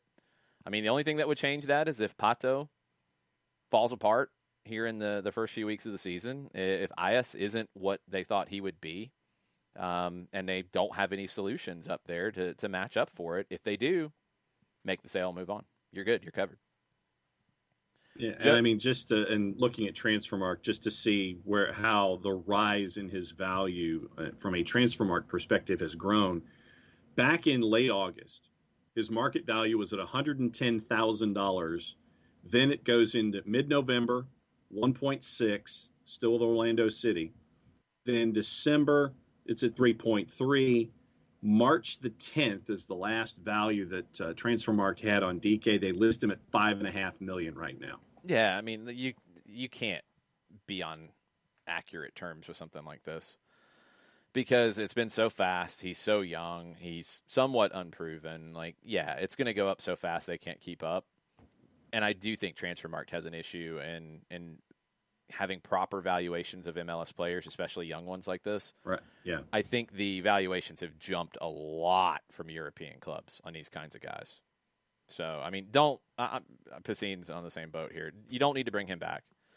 I think you'll get at least 15, and I'm happy with that. I mean, if for some reason the bottom falls out and the most you can get is 10, maybe you decide to bring him back and try to make a sale later. I don't think you're going to have to settle for that. I think you can get 15 at a bare bones minimum, but you're shooting for 20 plus. Yeah. That's where and just to see the rise of a player like Daryl Dike for a team like Barnsley, for me, it's really cool to see. And no, I would not anticipate him coming back. And I think that it could end up being a very, very good piece of business for Orlando. And I will stick with my baseline of 20. Although, if things change one way or the other, to the downside, 15, yeah, but 20 would be my base. See, Wowchara, I don't think it's that simple. Wowchara says, I say bring him back, win MLS Cup, and get 30. I don't think winning MLS Cup's going to make his number go up. I don't think there's any guarantee that they win MLS Cup with him. If you've got 20 on the table, you're not going to say no to 20. I don't see any way you say that. If that is the most you can get, you're not going to say no to that thinking you could get 30 later. I'm not buying it.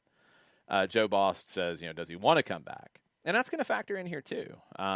He is under contract, so he doesn't have a lot of room here to push it. That Generation Adidas component does make it a little complicated, but he's under contract. Is he going to push for a move? It probably depends on the club. Probably depends on who's coming in for him and how that goes. I would assume he wants to stay in England because he's going to be rapidly on the rise there, faster than he would be in Orlando. So if the bigger clubs come in, like it is being rumored that they will, then maybe we're having a different conversation here. And he says, yeah, you're going to have to sell me because I don't want to come back. Yeah. I think everything's going to work out where they sell him. I don't expect to see him play in MLS again. I just don't. I do think, yeah, Orlando can win MLS Cup. Don't get me wrong here, but I don't know if DK is really the big issue with that. I don't know if they bring him back, what they do with that lineup. I already don't know what they do with that lineup, to be perfectly honest. I don't know if Chris Mueller starts every game. I don't know if you start to be a little more judicious with Nani's minutes, with Pereira's minutes as they get a little bit older. Because you've got Alvarado from Ecuador. You've got a bunch of central midfielders that you can't play all of them. So you're going to have to rotate between Junior Urso and Uri Rosell and Pereira. And Pereira. You've got a bunch of different options there. So you're going to play 3. That's 4. You could bring Nani in inside, so that could be 5. You've got Van der Water, the Dutchman who you brought over for a pretty decent little fee, and he's been producing at Heracles. So I don't know what their lineup looks like. You've invested in Pato. So, I mean, I think you invested in Pato thinking DK's not coming back. It's a really good team. But I don't know what the lineup looks like for them consistently, if there is a consistent lineup. And Oscar Pareja is a guy who does rotate the lineups around. Their strength, in my opinion, is the back 6.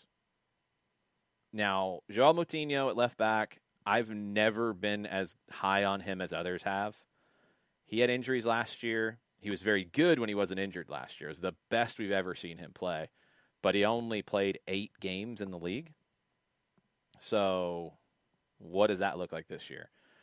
Right back, Juan, great going forward. You can get at him defensively, though. Center backs, Robin Jansson's one of the best in the league. Doesn't get talked about in that way enough. He's outstanding. Antonio Carlos is solid, and you've brought him back. Galese is one of the best goalkeepers in the league, no question about it. That holding midfield, do you go with Rosell, who is more the possession guy? Do you go with Pereira, who played the 6 for the U23s? I didn't think all that effectively. Do you play the other one I forgot about, Sebastian Mendez, another Ecuadorian? Do you play Mendez with Pereira, like 2 kind of defensive 8s, essentially? Do you play Rosell, who is a position or a possession-based 6, with one of your defensive 8s? I don't know. I don't know what Pareja opts for, but Jarrett, quickly, Orlando, how concerned are you about Orlando City and their ability to win the Eastern Conference? Because of who they have in charge and the culture change, I think that it's still ongoing. I am not as worried as I used to be about Orlando. You may think this is unfair. I need to see them actually maintain some level of not insanity in big moments. And some of that might come down to taking the armband away from Nani. 100%. Absolutely. That, for me, is one of their biggest issues. They looked like a team that was way in over their heads last year in the postseason, losing their minds, their composure, everything.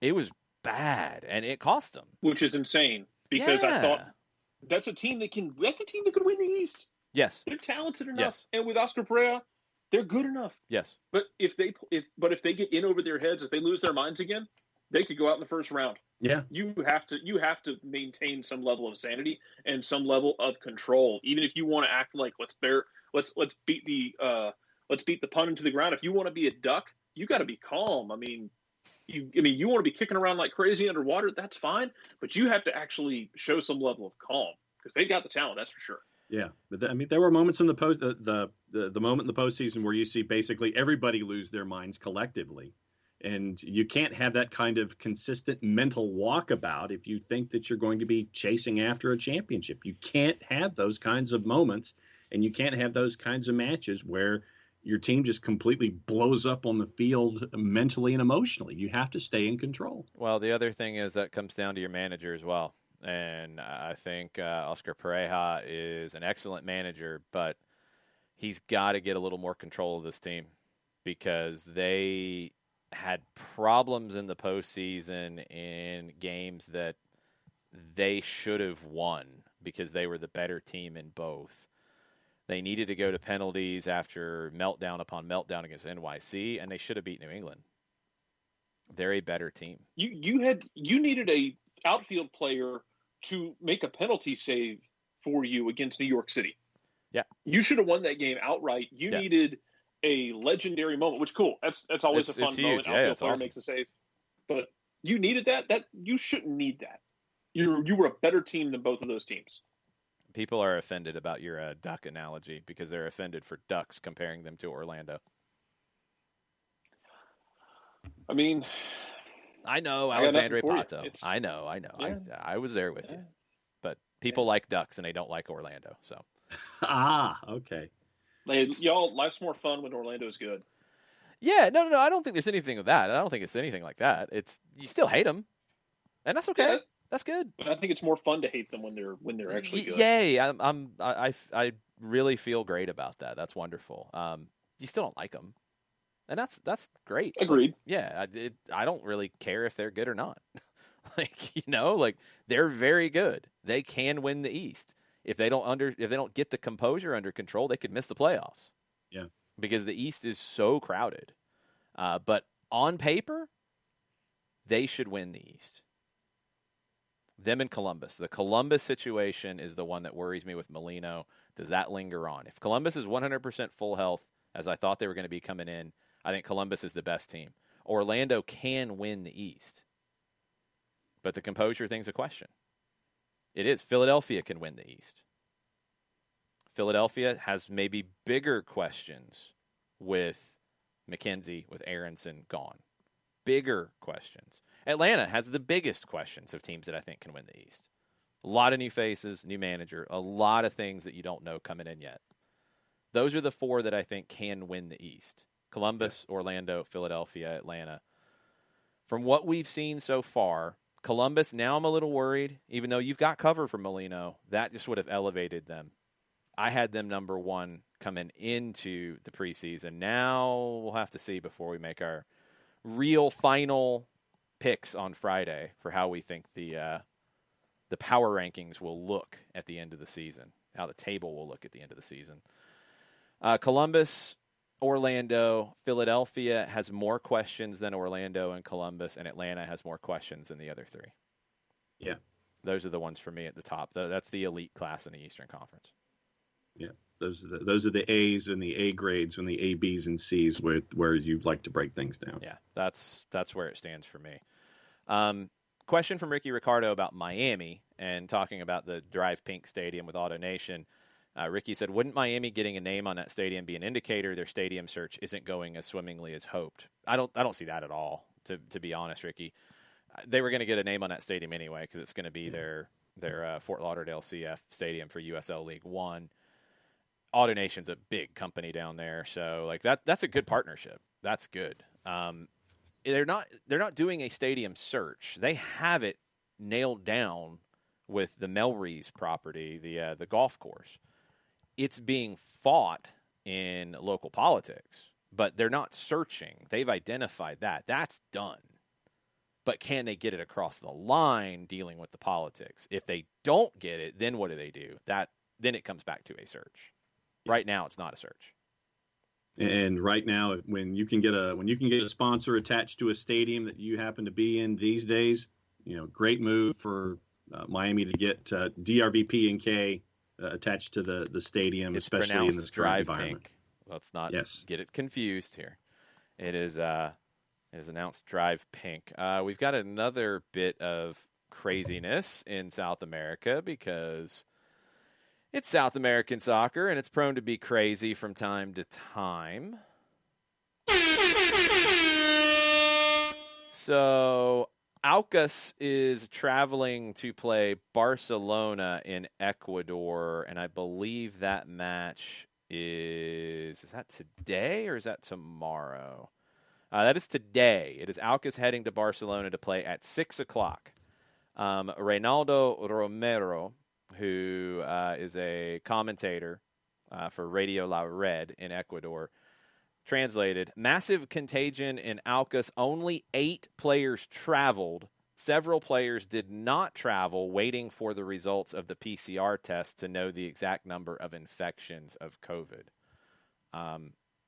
And there's not an update yet on if the 8 who traveled, if it's first-team guys, if they had to go into the youth, et cetera, et cetera. So that was 6 minutes ago that Romero posted that. Now, there was a post earlier, and it gets into the protocols a little bit with the situation of, I guess, if this game could have been thrown out or rescheduled or whatever. And I think according to the protocols, it's supposed to be played. So that's where it stands right now. Reinaldo Romero is reporting that Alcus is going to play Barcelona tonight, and they traveled 8 players for the match.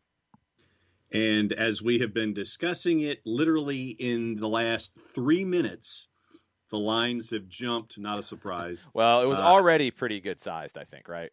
It was, but it continues to escalate. I mean, literally, as you and I are talking, and the three of us are here, the numbers continue to increase. Alcus is now north of plus 1,500. Barcelona has now jumped to the other side of minus 800 to a minus 833. Jeez. Wow, it just went up to 1,572 for Alcus. The game in Colombia yesterday, at least SofaScore's numbers, wherever they were pulling them from, had not updated with, a team playing with 7. They were like plus 150. The other team was like plus 120 or something. I'm like, man, that's just giving away money, and maybe you couldn't get that bet. So anyway, if you're looking for action in Ecuador, you missed the boat here on Barcelona and Alcus, with Alcus reportedly playing with 8 players tonight. They could get more, I guess, and I don't think Mataflow is with us this morning, or I'd ask what that travel time looks like between Alcus and Barcelona. So can they get other guys there if they pass their tests? Man, yeah, madness. Couple follow-ups on the Twitch pitch before we get back into Twitter. Nick Alifi on Orlando thinks they're going to be a scary team. As long as Pato's healthy, he can be dangerous. First half, they'll be world beaters. Second half, when injuries hit, they'll fall apart. Columbus's division until Atlanta proves otherwise. I think Philly's in that mix too. Dr. D has it Atlanta 1, Philly 2, Columbus 3, Orlando 4. I would, going in, and the Molino thing makes me question it, but going in, before I make my final picks at the end of the week, it was Columbus 1, Philadelphia 2, Orlando 3, Atlanta 4. That's what it was for me at the beginning of preseason. We've not gotten into the fantasy league yet. Calm down, relax, it's coming. We'll have it. We're going to talk about it. Tranquilo, amigos, tranquilo. We will have a fantasy league, and I will tell you how to get going here in just a minute. I'll post the link into the Twitch pitch. You can go ahead and set your team up. You don't have to wait, because you can play in multiple leagues on the MLS website. So if you want to go ahead and get your team together, go for it. Our league will start with week 2. We're going to give it a week to get everybody in. You can kind of see how the system works. And in our league, for scoring perspective, we'll start in week 2. I think what we've had in the past is people were maybe a little bit late to get into it. They missed a week, and they didn't want to join after that. So you can get your team together, and you can be playing for week 1, but our league, the point totals will start for week 2. Jason Wright and the Wright Agency is going to be promoting the league again, organizing the league. We will have prizes for people as well, so that's coming up. Tranquilo, you got to stick around, and we'll tell you what it is. Coming up soon. Ropes just got on during lunch. We did talk about the Alajuelense visa issues. No updates as of yet, so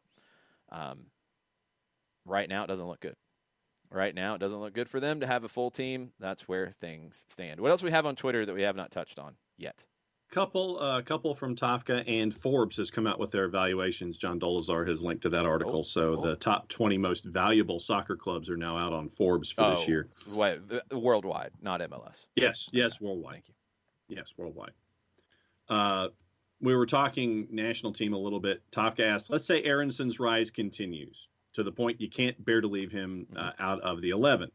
Would Aronson at left wing and Pulisic at striker be a reasonable consideration? Not dissing our striker pool. It looks pretty great these days. Just curious if there's anyone out there that would agree.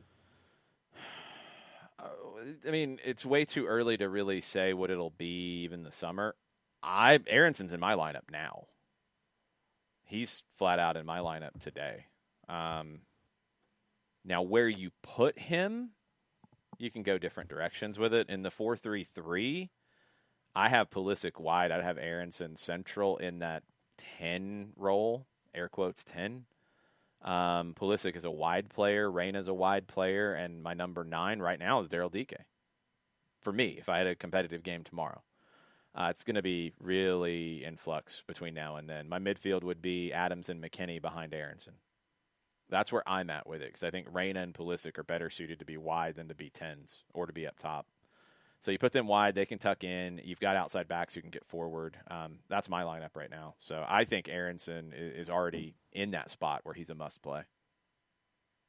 And then since you mentioned DK, Ataka says a lot can go wrong if he comes back and the spotlight struggles to follow across the Atlantic and shine as brightly. You got to sell him now for max value, in his opinion. I disagree that the spotlight doesn't shine as brightly anymore. I think Brian Reynolds shows that spotlight's pretty strong. He's not going to fade into obscurity coming back to Orlando if they go down that road.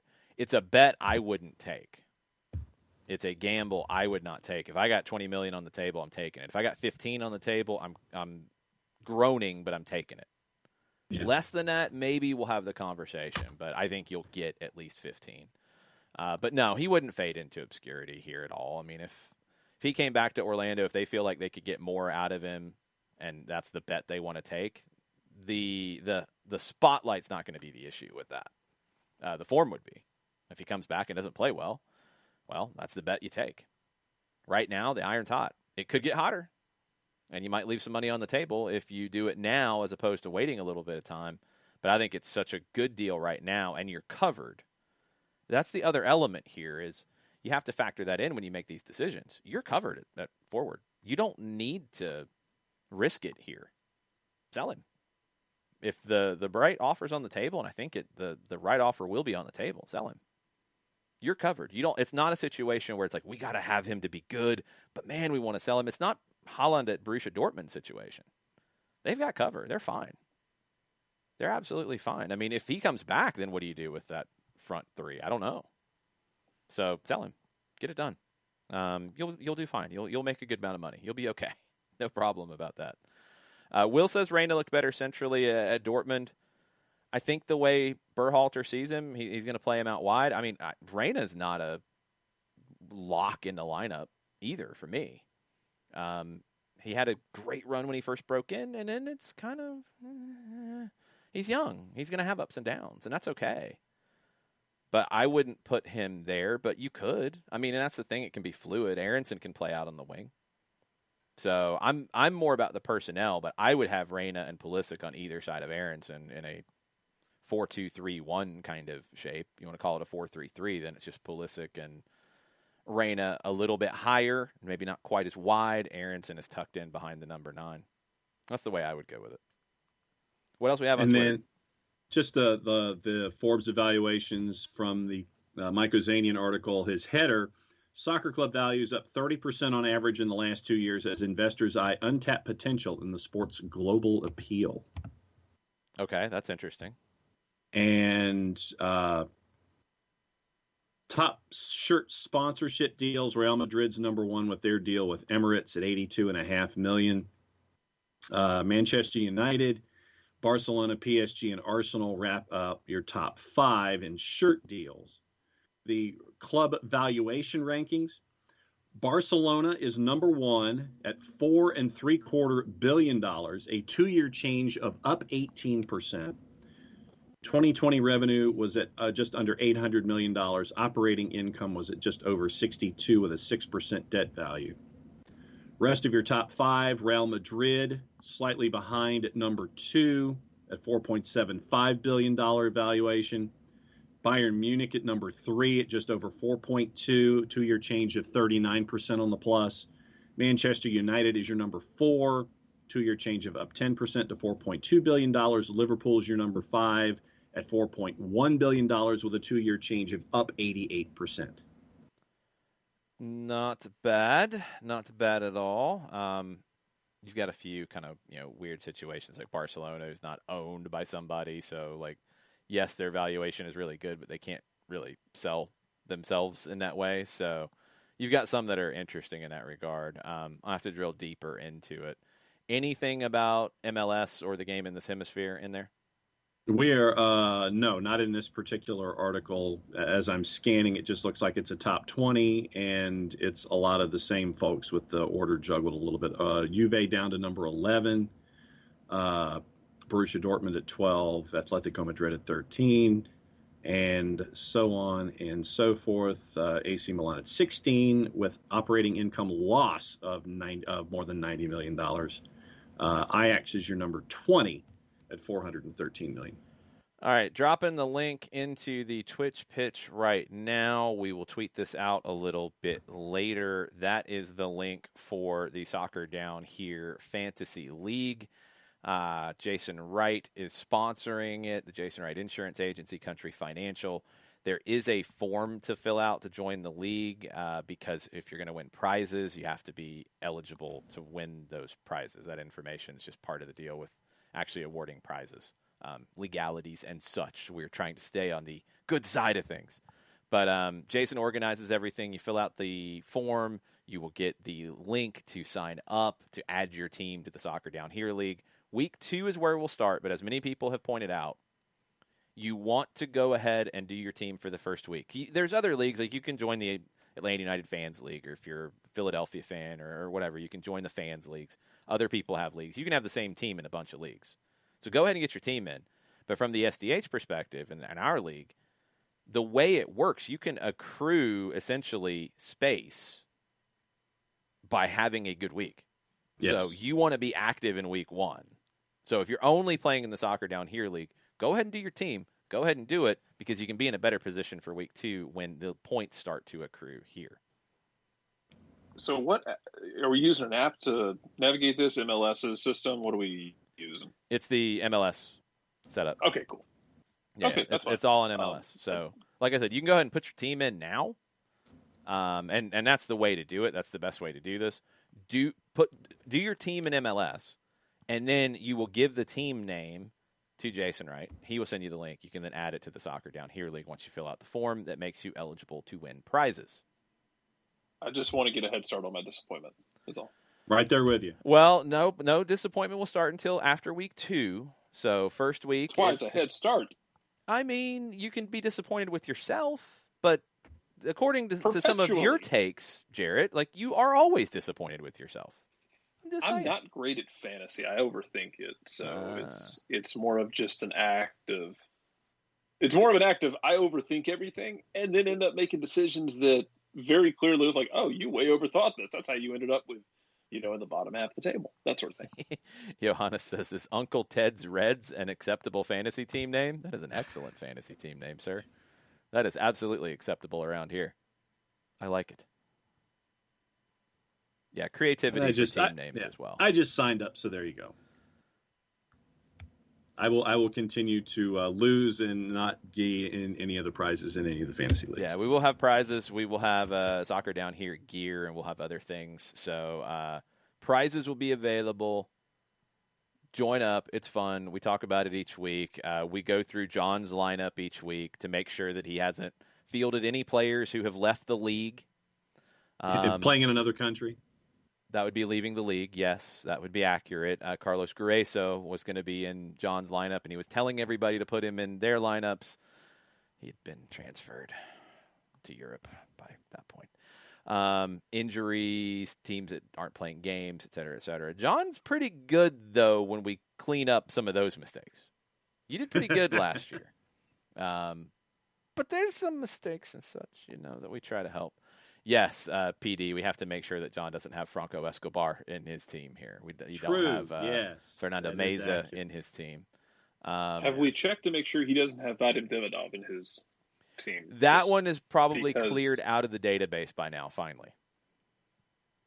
I hope so. Yeah, finally I think he's out of the database. And, Burn says it. John's pretty good at fantasy. We just have to check to make sure there aren't any glaring errors. I did notice make sure that I don't start Alvabage in net. Yes, his quality in fantasy did jump up a little bit when we started helping him with his lineup each week.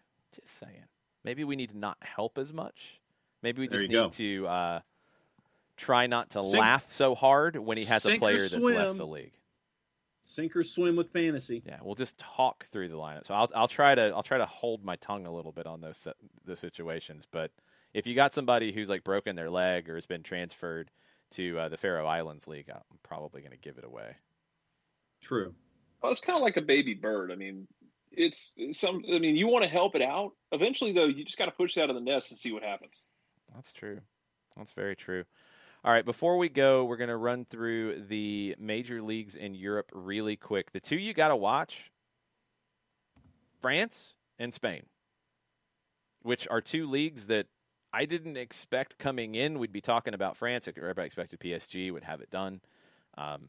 The French league, Lille is on 69 points, PSG on 66, Monaco on 65, Lyon on 64, and that is not in a Champions League spot right now. That's going to go down to the wire. There are 6 weeks left in the French league. Spain got a little interesting with the result from the weekend, and we'll talk more about it tonight on Soccer Over There. Atleti, draw on the weekend, 67. Real Madrid, win on the weekend, 66, although they have 547 different players injured. Barcelona, loss on the weekend to Madrid on 65. Top 3 separated by 2 points. They have 8 matches left. Sevilla is on 58. They have a game in hand, but that would put them on 61. That'd be 6 points back. I mean, it's not completely out of the realm of possibility. It's not likely. The takeaways after the game from Spain is Real Madrid's got some serious issues for Liverpool this week. Lucas Vazquez out for the rest of the season. He left that game in the first half. If I remember correctly, it was the really nasty late challenges. Both went to ground from Sergio Busquets that knocked him out. Cruciate ligament sprain in his left knee for Vazquez. He's out for at least 6 weeks. Not surgery, but they're going to be really delicate with him. They're going to be careful. Valverde, who headed to the bench in the 61st minute on the weekend, he was spotted struggling to get down a small flight of stairs after the game. He's a major doubt. He has a strong blow to the sole of the foot. If you've ever had like a foot bruise, it is the most uncomfortable thing ever. Like, I've never had one on the bottom of the foot. The top of the foot is awful. Yes. The bottom of the foot, it seems like it would be so much worse. So Valverde has a knock that he might not be available. Toni Kroos left the game visibly limping. He was taken out at the 61st minute as well. Not sure about where he is for the match with Liverpool. Dani Carvajal, they're trying to get back. He has trained with the team. He could be recalled for Wednesday. Rafael Varane is out due to COVID. Not ruled out completely yet, but it's unlikely he'll have 2 negative tests to be able to rejoin for the match on Wednesday. Madrid have had 39 injuries so far this season. That's not including COVID people being out. I mean, you saw it against Liverpool. The Hawks called that a slow Wednesday. No. The Hawks are even like, dude, that's pretty bad. You saw it against Liverpool late. You saw it against Barcelona late. Like, they're just dead on their feet because they really have no depth. They're beat up. The fact that Zinedine Zidane is doing what he's doing, it's really, really impressive. I don't know if he can keep it up. I don't know what this looks like for going to Liverpool, where it's not done yet. It's not sealed, and you're going in walking wounded to Anfield for this match. That one will be a fascinating Champions League match this week. Yes. That one's going to be fun for the neutral and drive everyone else crazy who's attached to that one. Now, there are some reports. We're going to end up with Chelsea and Liverpool in a quarterfinal, and I'm just not going to be able to handle that. Semifinal. Or semifinal, excuse me. Thank you. There are some reports out of Spain that Vazquez, even with the injury, and they're saying that he doesn't need surgery, that he might try to play through it knowing this situation. He might go painkillers. He might go with the shots in the knee. He might try to get through it. That has been speculated upon out of some reports in Spain. So keep that as a possibility. Wow, this is news. I think Nick Alifi might be very disappointed by this. It has now been reported that Ralf Rangnick is a sporting consultant for Lokomotiv Moscow. He will help them develop a selection and development strategy. This is being reported in the Russian media. He was expected at one point to take over at Schalke as the sporting director. He's going to Lokomotiv Moscow, according to the reports in Moscow. They want to see him head the sports department. Now, it does still sound like it is not 100% knocked out and done. Nick Alifi. This is Nick Alifi's audio version of what he just put in the Twitch pitch. Bruh. Yeah. Yeah, it's I don't know. I don't know, Nick. I'm a little confused by this one. I did not see that one coming. But I guess it is just starting to come out now out of the Russian media that Ralf Rangnick could be going to Lokomotiv Moscow. And Schalke continues to be sad. Yeah. Then Schalke even won over the weekend. They're still sad. They are very sad. They're very, very sad. Yeah, that says more about Augsburg than it does Schalke. There's also that. Burns says Ralph is getting his bag of petrodollars. He is. Yes. He'll get paid. Hey, man, well. get paid. Yeah. Oh, Get paid and be comfortable in life.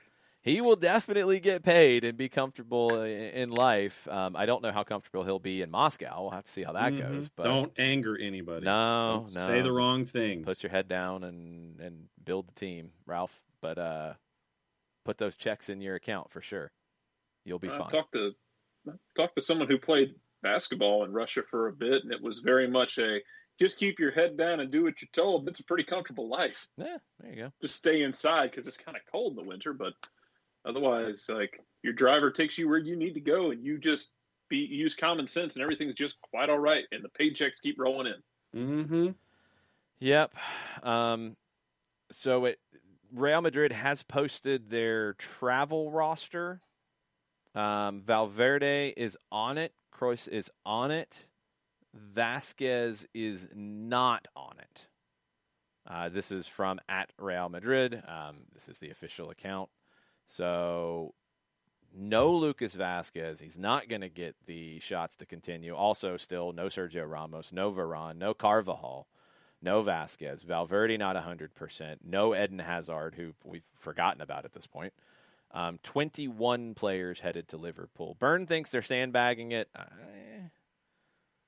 don't know if they could be a little bit on Valverde and Kroos, especially Kroos. I mean, because there's not a whole lot of conversation there. Valverde, he was limping. I mean, I think it's hard to get away from that one.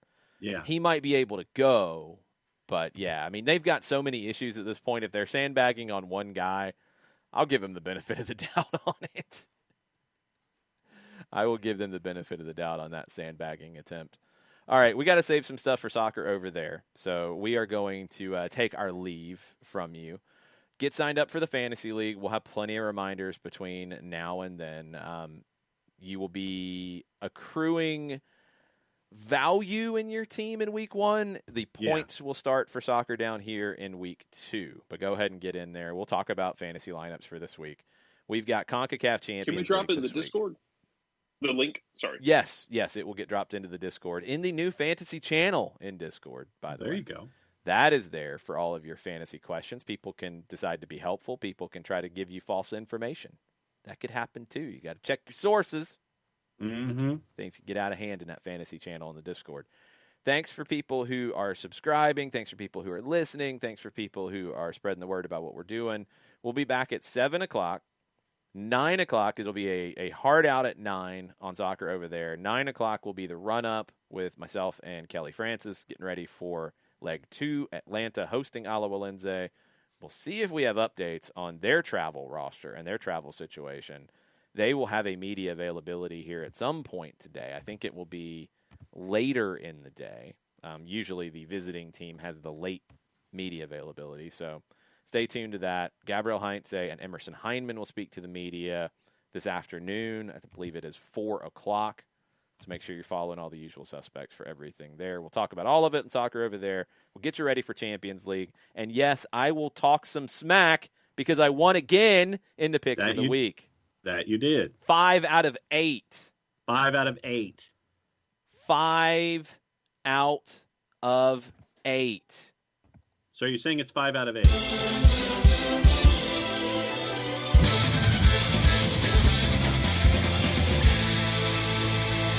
5 out of 8, yo. Where'd you pull that from? I have no idea, but it is Jason awesome. wants Bama. That's where he is. See, right Nick Alifi's crying right now in the Twitch pitch. Nick Alifi's doing a little bit of this. I'm doing the best I can. That's Nick. One was a scandal. Wow. I would have won anyway. It would have just been a smaller margin. I didn't need the scandal. But the reaction to it was kind of funny from everybody. I'm not going to lie. No, I had it anyway because it would have been a draw. You guys all picked Independiente to win, and you were wrong. The ref was fired. I still would have won, Nick. I still would have won. Just saying. It wasn't as good of a week, though. It was a tough week for everybody. It was not as good of a week as it was the week before. But no. A win is a win is a win, and I got it. So that is true. I will try to lead you in the right direction with our picks of the week that come up in Soccer Over There in hour number 2. We got second legs of Champions Leagues in CONCACAF and in Europe, and we've got some other interesting games as well. And I get 2 picks this week too, so y'all are in trouble. That's what I'm going to say. All right, Ecuador. he's just gonna veto everyone's picks out of spite. I look forward to this. No. About this plan. No. You're going to be in trouble with my 2 picks. It's not so much the veto power that I'm going to abuse. It's going to be the picks. Argentina, here we come. Yep. Hey, I tried. I waited to see if you guys have been paying attention to, Independiente with a COVID outbreak, and no, you didn't. I did. Just saying. 4th Division Israeli League. I don't have that one on any of my channels, Nick, so I can't help you with that. We'll get into that in Soccer Over There. We'll also get into your questions on all of the Champions Leagues and such. So thanks for listening. Thanks for being part of it. Nick, Jarrett, John, work on your picks. Work on your studying this week. Get ready for tonight. No, out of spite. No. We'll see y'all later. Mucha plata, y'all. Mucha plata, y'all. Mucha plata, y'all.